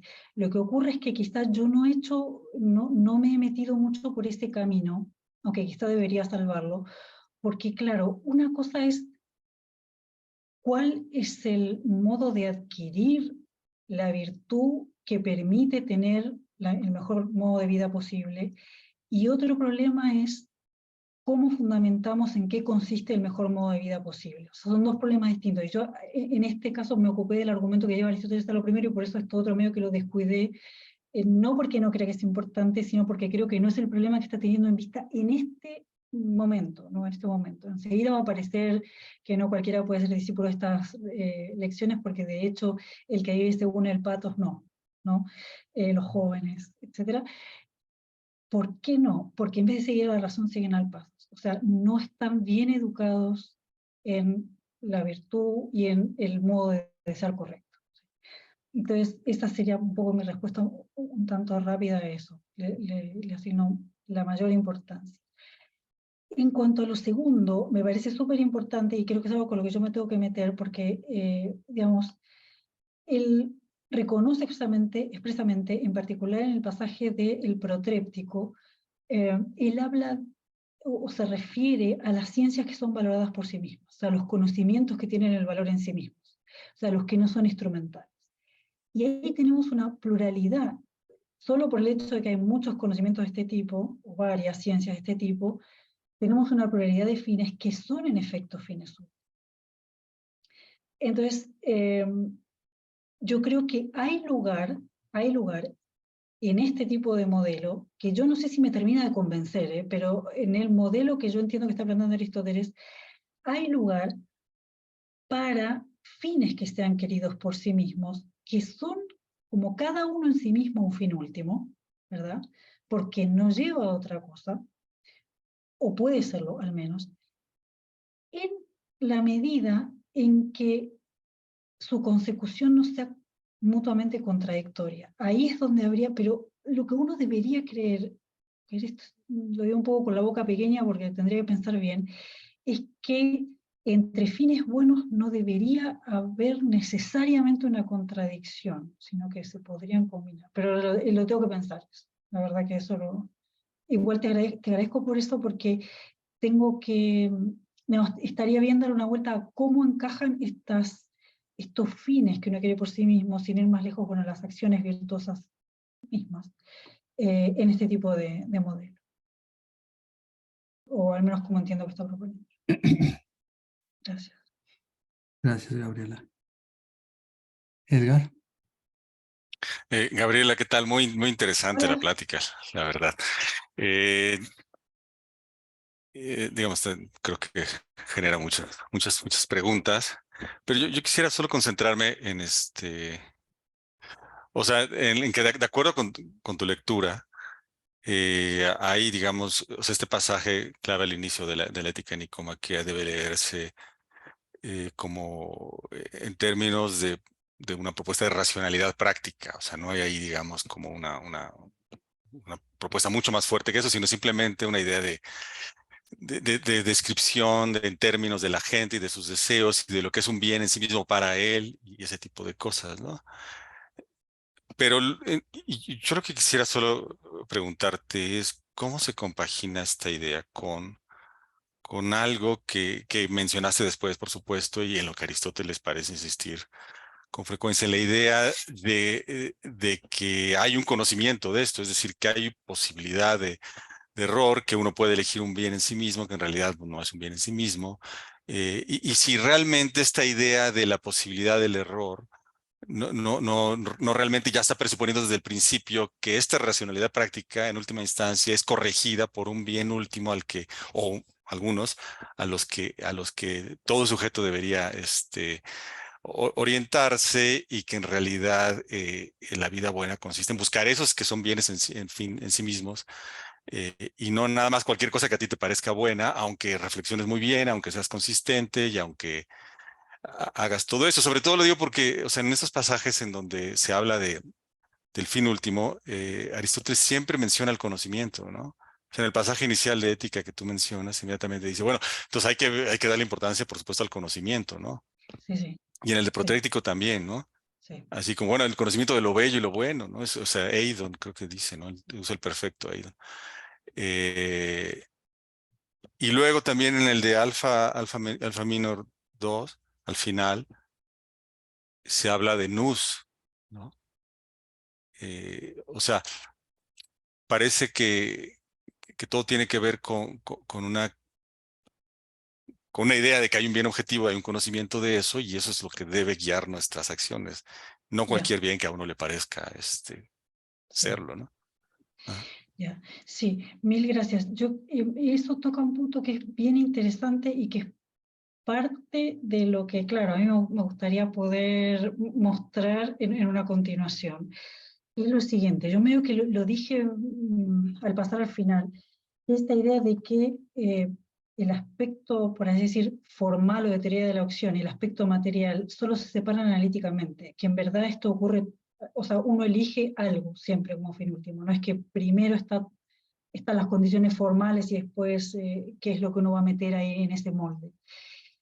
¿Y por qué me parece relevante tu pregunta y volver sobre esto? Porque yo en efecto creo que no cualquier fin puede ser puesto de manera tal que cumpla con todos los requisitos formales que Aristóteles le pone a esto. Y creo que por ese lado, de hecho, va su argumento del Ergon, digamos, el argumento del capítulo 7 entero. O sea, si lo que vamos a elegir como el bien mayor o lo óptimo tiene que, para ser realmente, digamos, un fin último, tiene que cumplir con tal y tal y tal requisito, entonces no puede ser cualquier cosa. Efectivamente, no puede ser cualquier cosa. O sea, uno lógica o analíticamente puede decir, bueno, en este momento del argumento, él todavía no está proponiendo que el conocimiento o la virtud es esto.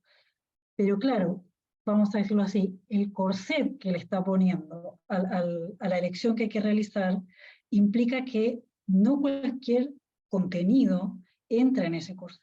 O sea, hay elecciones de fines últimos que no dan el ancho, por así decir, no sé cómo decirlo de una manera menos coloquial, que se entiendan, digamos, que no son capaces de constituir una elección que sea racional incluso en un sentido formal.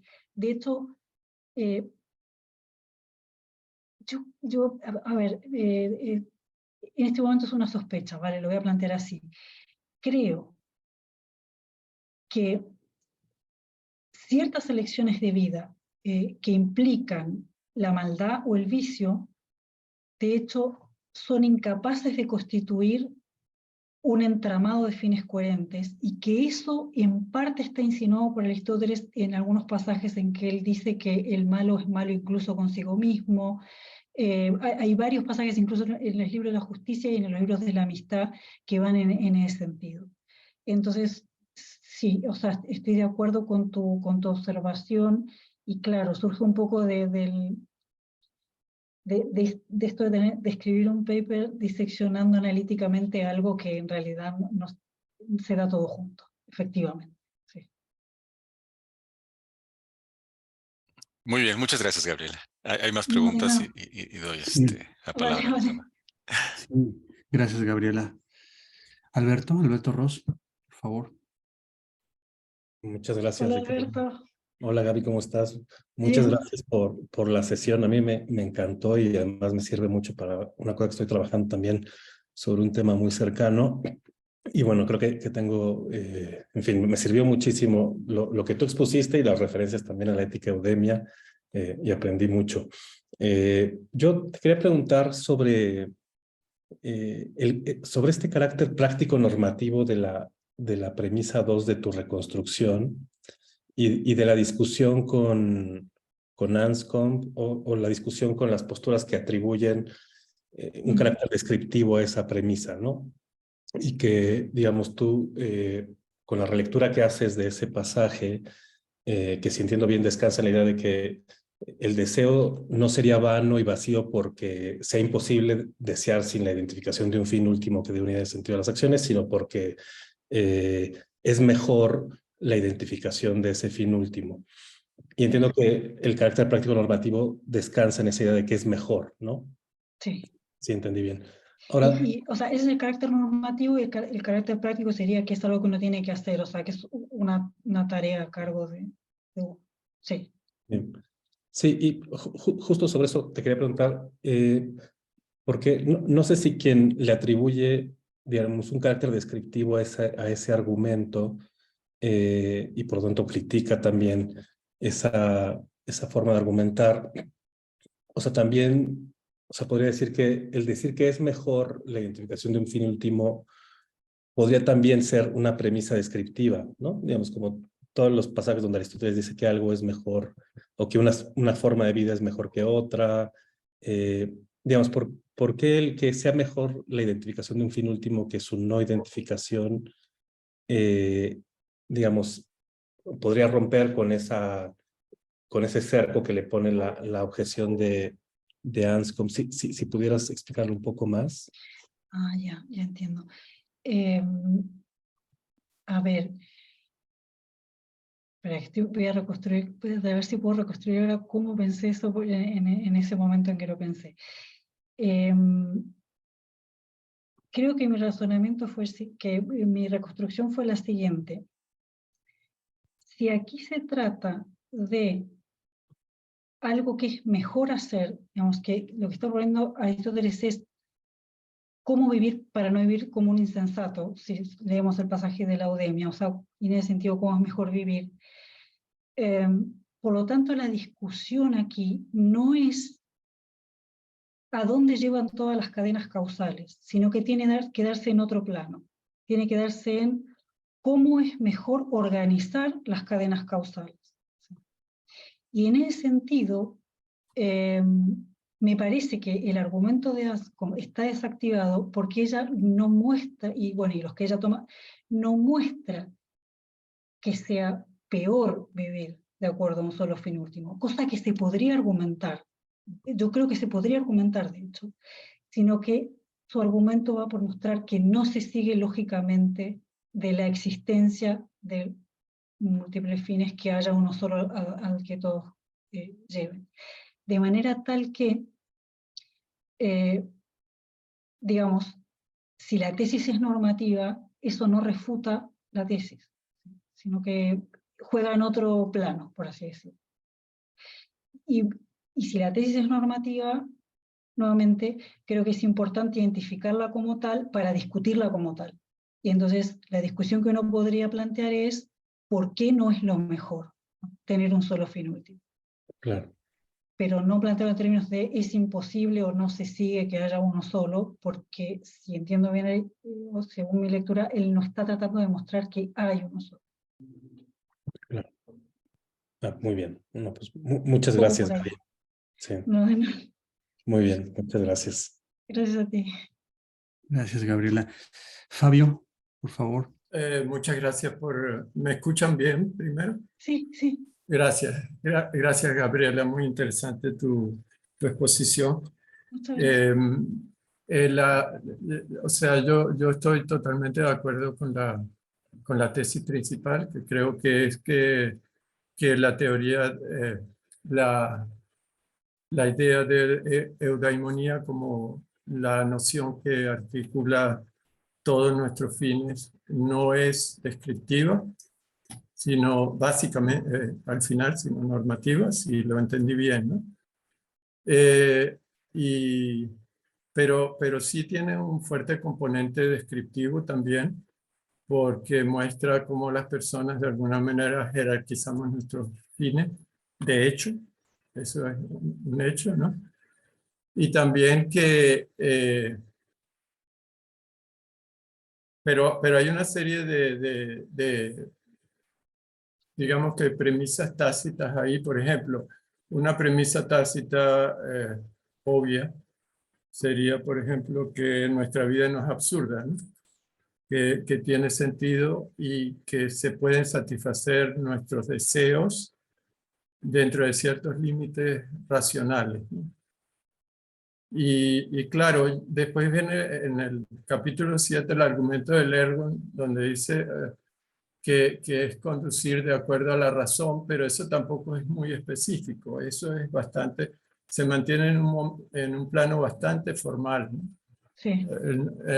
Él no dice exactamente, pero sí parece suponer que hay un fin último, aunque ciertamente no lo demuestra. Creo yo, en eso estaría de acuerdo con lo que tú has expuesto. Pero a lo largo de la ética Nicómaco se nota que él cree que sí hay un fin último, ¿no? Que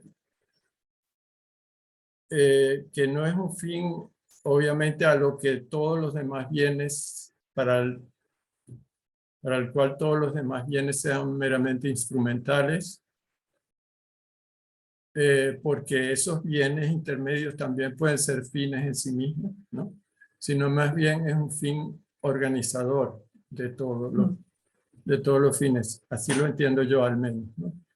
Sí, yo también.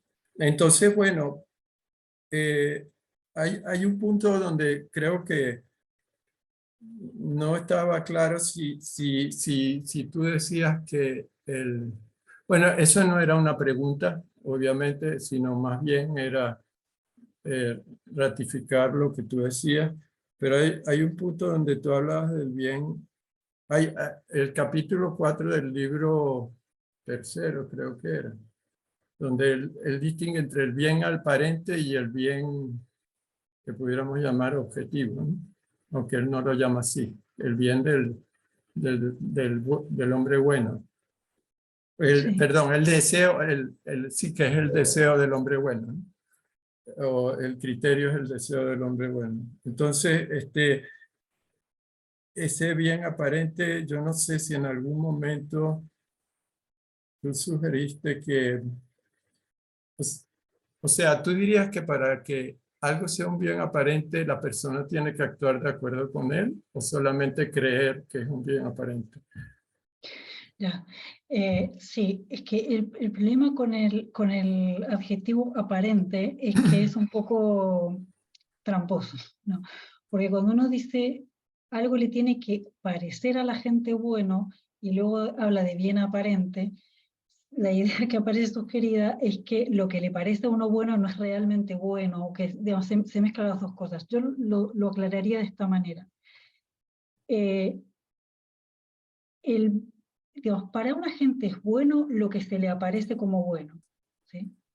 Eso va a ser su fin. Y a la gente virtuoso, lo que se le aparece como bueno es además el bien real. A la gente que es vicioso, lo que se le aparece como bueno es un bien meramente aparente, que no coincide con ningún tipo de bien real. Ese es Sí, lo que sí, diría. pero yo entiendo esa noción de aparente como lo que se le aparece al individuo, ¿no? Claro. No necesariamente en sentido negativo de que no sea un verdadero bien, porque también al virtuoso se le aparece como bien lo que es objetivamente bueno. No, mi pregunta no iba por ahí, sino que si tú crees que además de que se le aparezca como bueno, si a mí, yo digo, tal cosa se me aparece como bueno, pero no actúo en consonancia con esa creencia, si eso es realmente mi bien aparente o no lo es. Ya, sí, eso es una pregunta complicada. Yo ahí, digamos, no sabría hasta dónde jugarme con si eso no es un bien, pero lo que sí diría es que no funciona como causa de tu acción. Hasta ahí sí estaría dispuesta a sostener. Si se te aparece como bueno, pero al momento de actuar actúas en contra de esa creencia, entonces esa creencia no está operando como causa de tu acción, sino que la mayor de ese silogismo práctico es otra. Ok, gracias. Por eso es que es mi insistencia al final de que poner el fin último también significa mantener una coherencia motivacional, porque si no, no está funcionando como fin. Gracias. Eso sí. Gracias, Gabriela. André, por favor. Hola, Gabriela. Hola. Tengo dos puntos filológicos que te voy a mandar, porque probablemente no tenemos tiempo, a pesar de que Muchas gracias. sobre el pasaje de física y de la oidemia también. No, la pregunta general ya estuvo como planteada. Te la voy a plantear de manera un poco brutal. Entonces, a mí me parece que es importante como insistir en el facto de que hay que escoger una estrategia para explicar a Aristóteles, para explicar a la ética nicomaquea. Y el puro hecho de que haya que escoger una estrategia enseña que hay un problema básico. Entonces, hay que escoger entre dos Aristóteles, un Aristóteles que está como reader-friendly y un Aristóteles que es más lejano de lo que podemos aceptar. Entonces, hay una salvación de Aristóteles.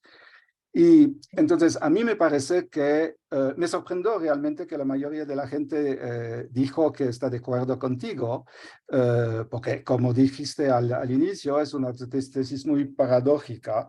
Y Sí. me parece más importante, no más importante, pero me parece como una premisa de la interpretación de decir que hay una tensión en Aristóteles entre dos modelos, un modelo con lo cual podemos como vivir o sobrevivir antes que nada, y hay un modelo donde que tenemos que rechazar porque no es posible. Y lo que no es posible es el argumento del ergón como se interpreta normalmente de manera fuerte y que tiene una confirmación muy importante, creo, en el libro 10, los capítulos 6, 8, Sí.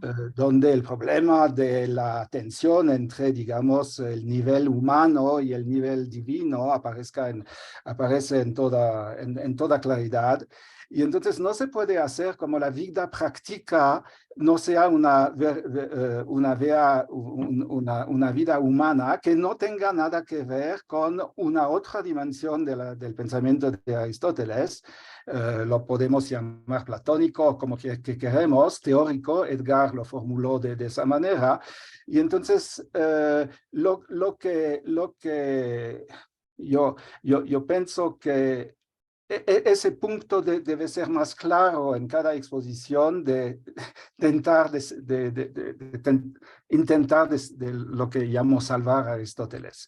Porque obviamente hay un lado y es una versión, quizás es una cuestión, es una versión de la disputa entre vida teórica y vida práctica, ¿no? Lo que hiciste es poner la dimensión de la... Y quizás eso es una observación. La pregunta real es, ¿puedes decir un poco más del argumento del ergón? Porque, perdona, hay un avión que pasa. Porque dijiste, el inicio de la ética ético-macrea se puede leer en tu reconstrucción como la anticipación del argumento del ergón. Y alguien añadió que si uno lo hace de esa forma, entonces se suaviza el argumento del ergón. Pero yo pienso que hay que decir al contrario, que no es una anticipación, es una preparación de algo que se va a endurecer. Y eso correspondería, digamos, más bien al al movimiento de la reflexión de Aristóteles, que sale de un punto más general y que va a un punto más preciso. Sí. Y hay todo un chorro de cuestiones, ¿no? No hablaste de la energía. Obviamente hay fines intermediarias. Todas las... Jugar fútbol para Aristóteles es un placer que es una energía que tiene su fin en sí mismo. Sí. Entonces, sí, Claro. perdón.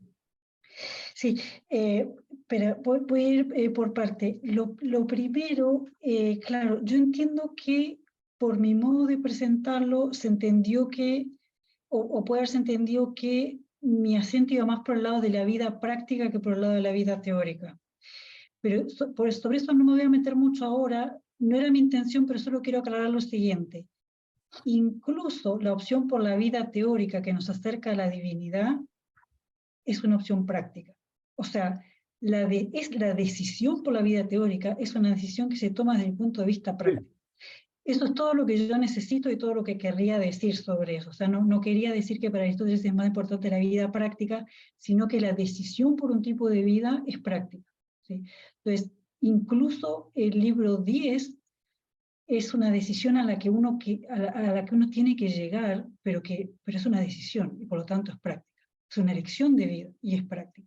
Y yo creo que para Aristóteles, más allá de que a nosotros nos resulte más o menos digerible, como tú dices, esa es la mejor vida. Es la vida teórica, ¿sí? La vida dedicada al estudio teórico, al menos. Pero insisto, es una decisión práctica y creo que es la mejor porque es la que mejor encaja con este modelo de jerarquización de fines. Entonces, claro, él lo que va a decir es, ¿hay que jugar al fútbol? Sí, hay que jugar al fútbol, porque en la vida también es necesario el entretenimiento, dice él en algún momento, ¿no? Pero hay que jugar solo un rato y con vistas a volver a realizar actividad teórica. Eso Sí. alcanza, ¿no?, para jerarquizar fines. Eso es su punto para mí. Insisto, no sé si dije... André, todavía Perdón. tenemos 2 preguntas, André, entonces muy breve. Perdón, Por sí. favor. No, Bueno, entonces... si quiere decir algo muy breve, por favor. Vale. Perdón, ¿eh? Claudio y Carlos Rossi.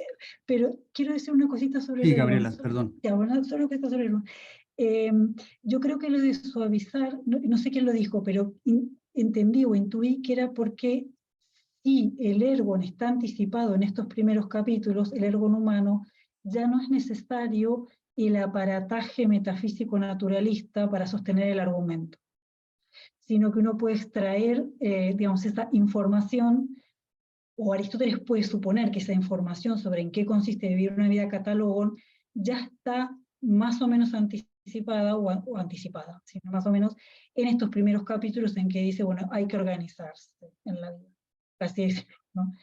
Yo creo que, o sea, yo lo tiraría por este lado, y lo que agrega la virtud, para retomar la observación de otra persona, es precisamente, de Leonardo de hecho, es precisamente que el fin que vamos a poner es un bien real. Y que además vamos a ser capaces de sostenerlo motivacionalmente. Eso, por ese lado va mi intuición, por eso todavía no lo tengo tan desarrollado, pero por ahí va mi intuición. Sí, gracias, Gabriela. Claudio. Sí, ¿se escucha bien? Gracias, André. Sí. Vale.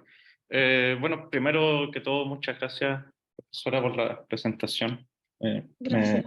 Me pareció muy interesante, como siempre.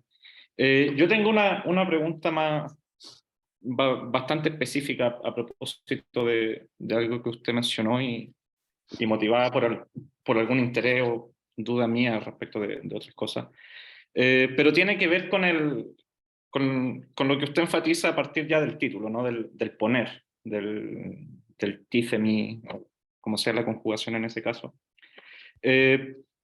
Y es básicamente si podría volver a la idea de en qué consiste por poner un cierto objetivo, porque me pareció importante en la presentación, pero no estoy totalmente claro si me quedó del todo claro en qué consistiría en sentido estricto, y me parece que parte del motivo por el cual no me queda claro es que por motivos no tan relacionados con los de su presentación. Claro, hace un tiempo había estado viendo algunos pasajes en que Aristóteles ocupa la expresión, ¿no? La tengo por acá. Un ejemplo es el de memoria, ¿no? Dice, "Tithetai pro maton poson", ¿no? En un pasaje en que dice, bueno, incluso cuando el geómetra piensa en cosas que no son cantidades, pone frente a los ojos una cierta cantidad, ¿no? Como cuando nos representamos un punto, nos imaginamos un círculo diminuto, digamos. O sea, me imagino una magnitud, a pesar de que aquello que teorizo no es una magnitud. Y también en algún pasaje de la retórica, ¿no? Dice que hay palabras mejores que otras para poieinto pragma pro maton, ¿no? Poner la cosa o producir en ese caso mejor la cosa frente a los ojos. Yo, claro, en cierto contexto de análisis, ¿no? Sobre todo en el caso de la memoria, bueno, decía, bueno, lo que está siendo puesto, en ese caso si es Tícemi, frente a los ojos es el fantasma que yo ocupo para inteligir lo que tiene de inteligible, digamos, en la actividad del geómetra. Y en el caso de la retórica, bueno, cómo el lenguaje funciona como algo que no solo son sonidos, sino que nos da algo para poner frente al ojo, como en una versión media metafórica, digamos, de lo que es el intelecto. Y me parecía, me recordaba directamente esos pasajes, porque claro, ambos pasajes conservan el promaton como en referencia frente a los ojos, y en el pasaje que usted cita, en el que pone énfasis en esto, precisamente la continuación sigue, ¿no? Que es mirando hacia este fin que se ha puesto, que se realizarán las acciones, ¿no?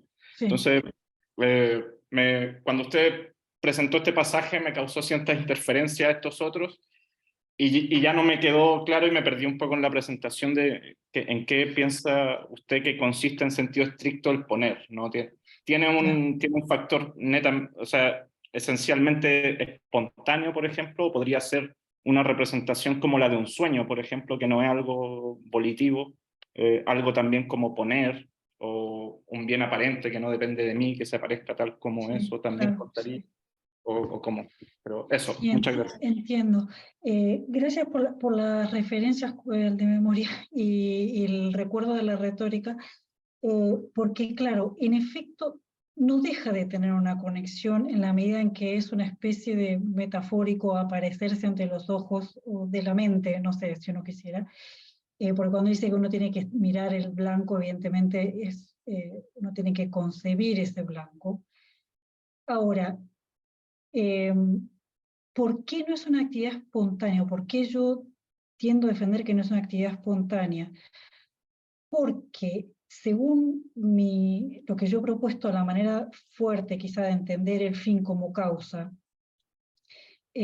una causa o el fin no sería algo que funciona como causa meramente porque se aparece pasivamente, sino que uno tiene que perseguirlo. Y recién en el acto de perseguirlo es que uno lo está haciendo funcionar como fin, o sea, como causa de la acción. Mi intuición va un poco por ese lado. Estoy tratando de ser breve. Pero de todas maneras, si quieres, después te puedo pasar como el PowerPoint, como con el pasaje, digamos, en el que trato de desglosar todo lo que significa, lo que implica, según yo creo, poner un fin último. O que implica operaciones volitivas, ¿sí?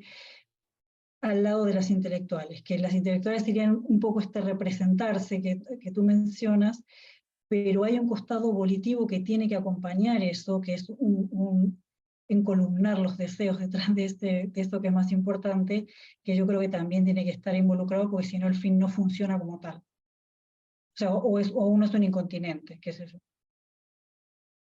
Gracias, Gabriela. Carlos Rossi.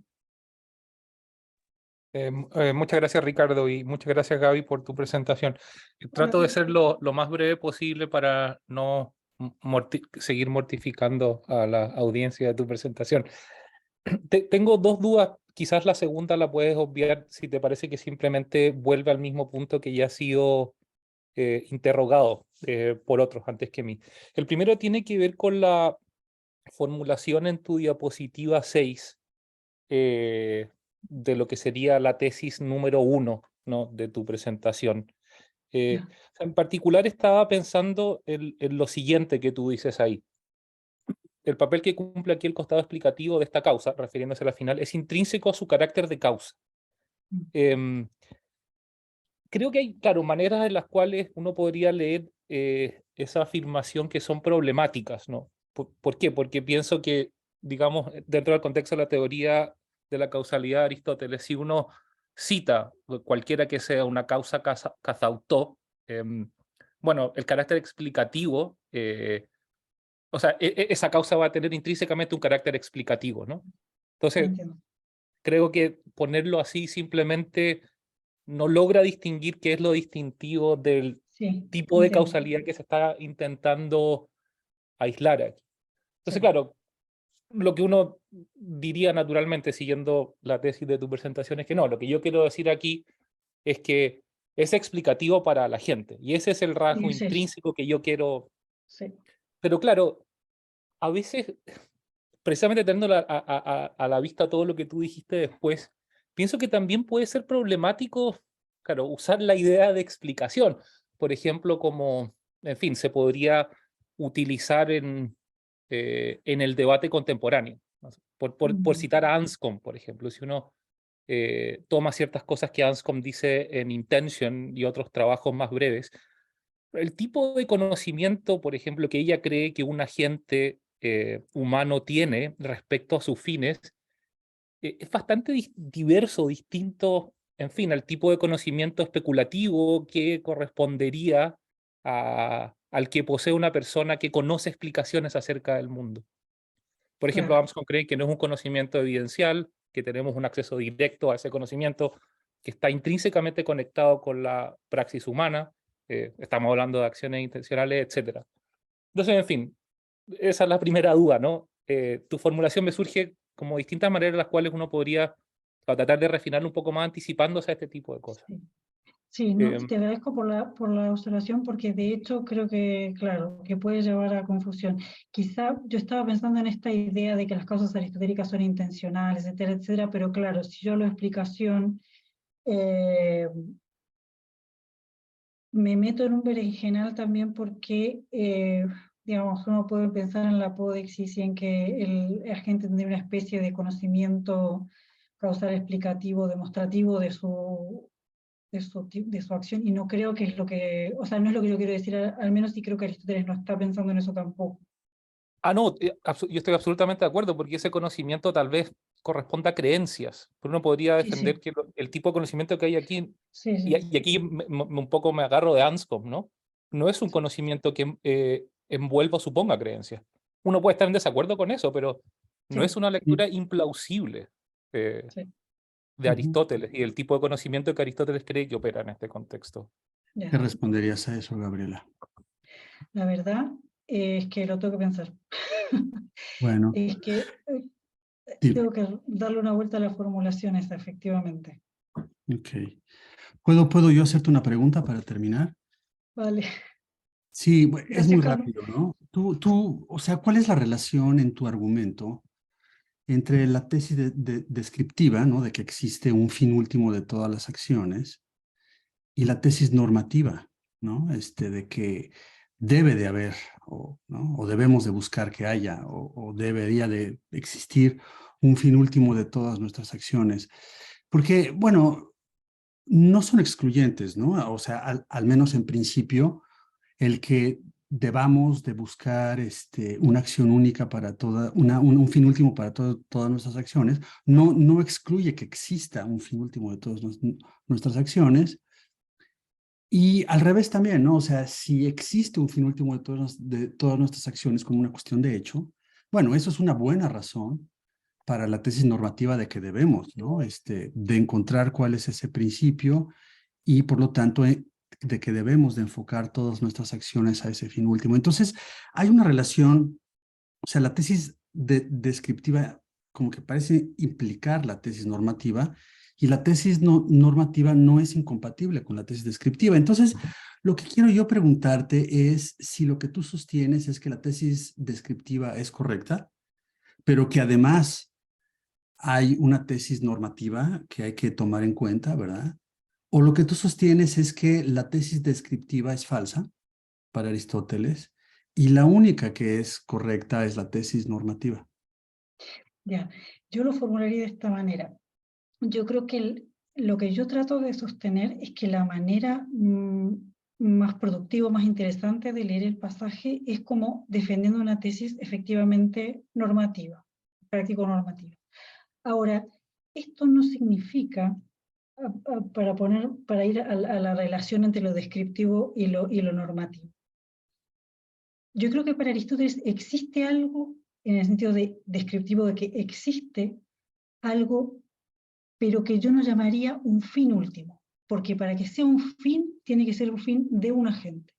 Lo que existe descriptivo objetivamente es lo óptimo, es un bien que es lo mejor, o lo mejor que uno puede elegir para su vida, que para él es la vida contemplativa.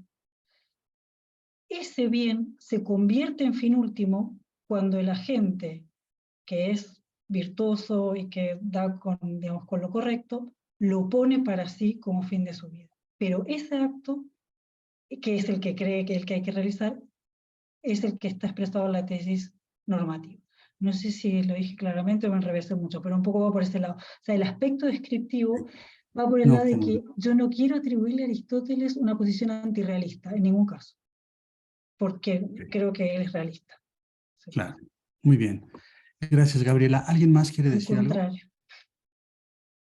Ya muy rápido, porque ya son las 9 de la noche para Gabriela, ya de estar agotada después de 2 horas de presentar y discutir con nosotros. ¿Pero alguien quiere decir algo más? Edgar, ¿quieres agregar algo? ¿Teresa? ¿No? Bueno, entonces, Les Gabriela, agradezco muchísimo. te doy las gracias y te agradezco tu paciencia con tantas preguntas. Te bombardeamos esta vez muy duro, pero bueno, yo creo que fue muy enriquecedora la discusión y bueno, y gracias por participar en el CIFAR. Estamos todos muy agradecidos y agradecidas por tu participación. Bueno, la agradecida soy yo y no, muchas gracias por la discusión.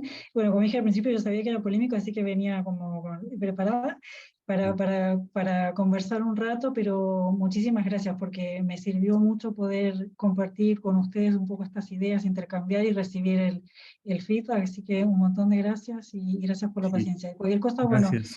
si a alguien le quedó en el tintero, estaba mi mail ahí al final y me pueden escribir.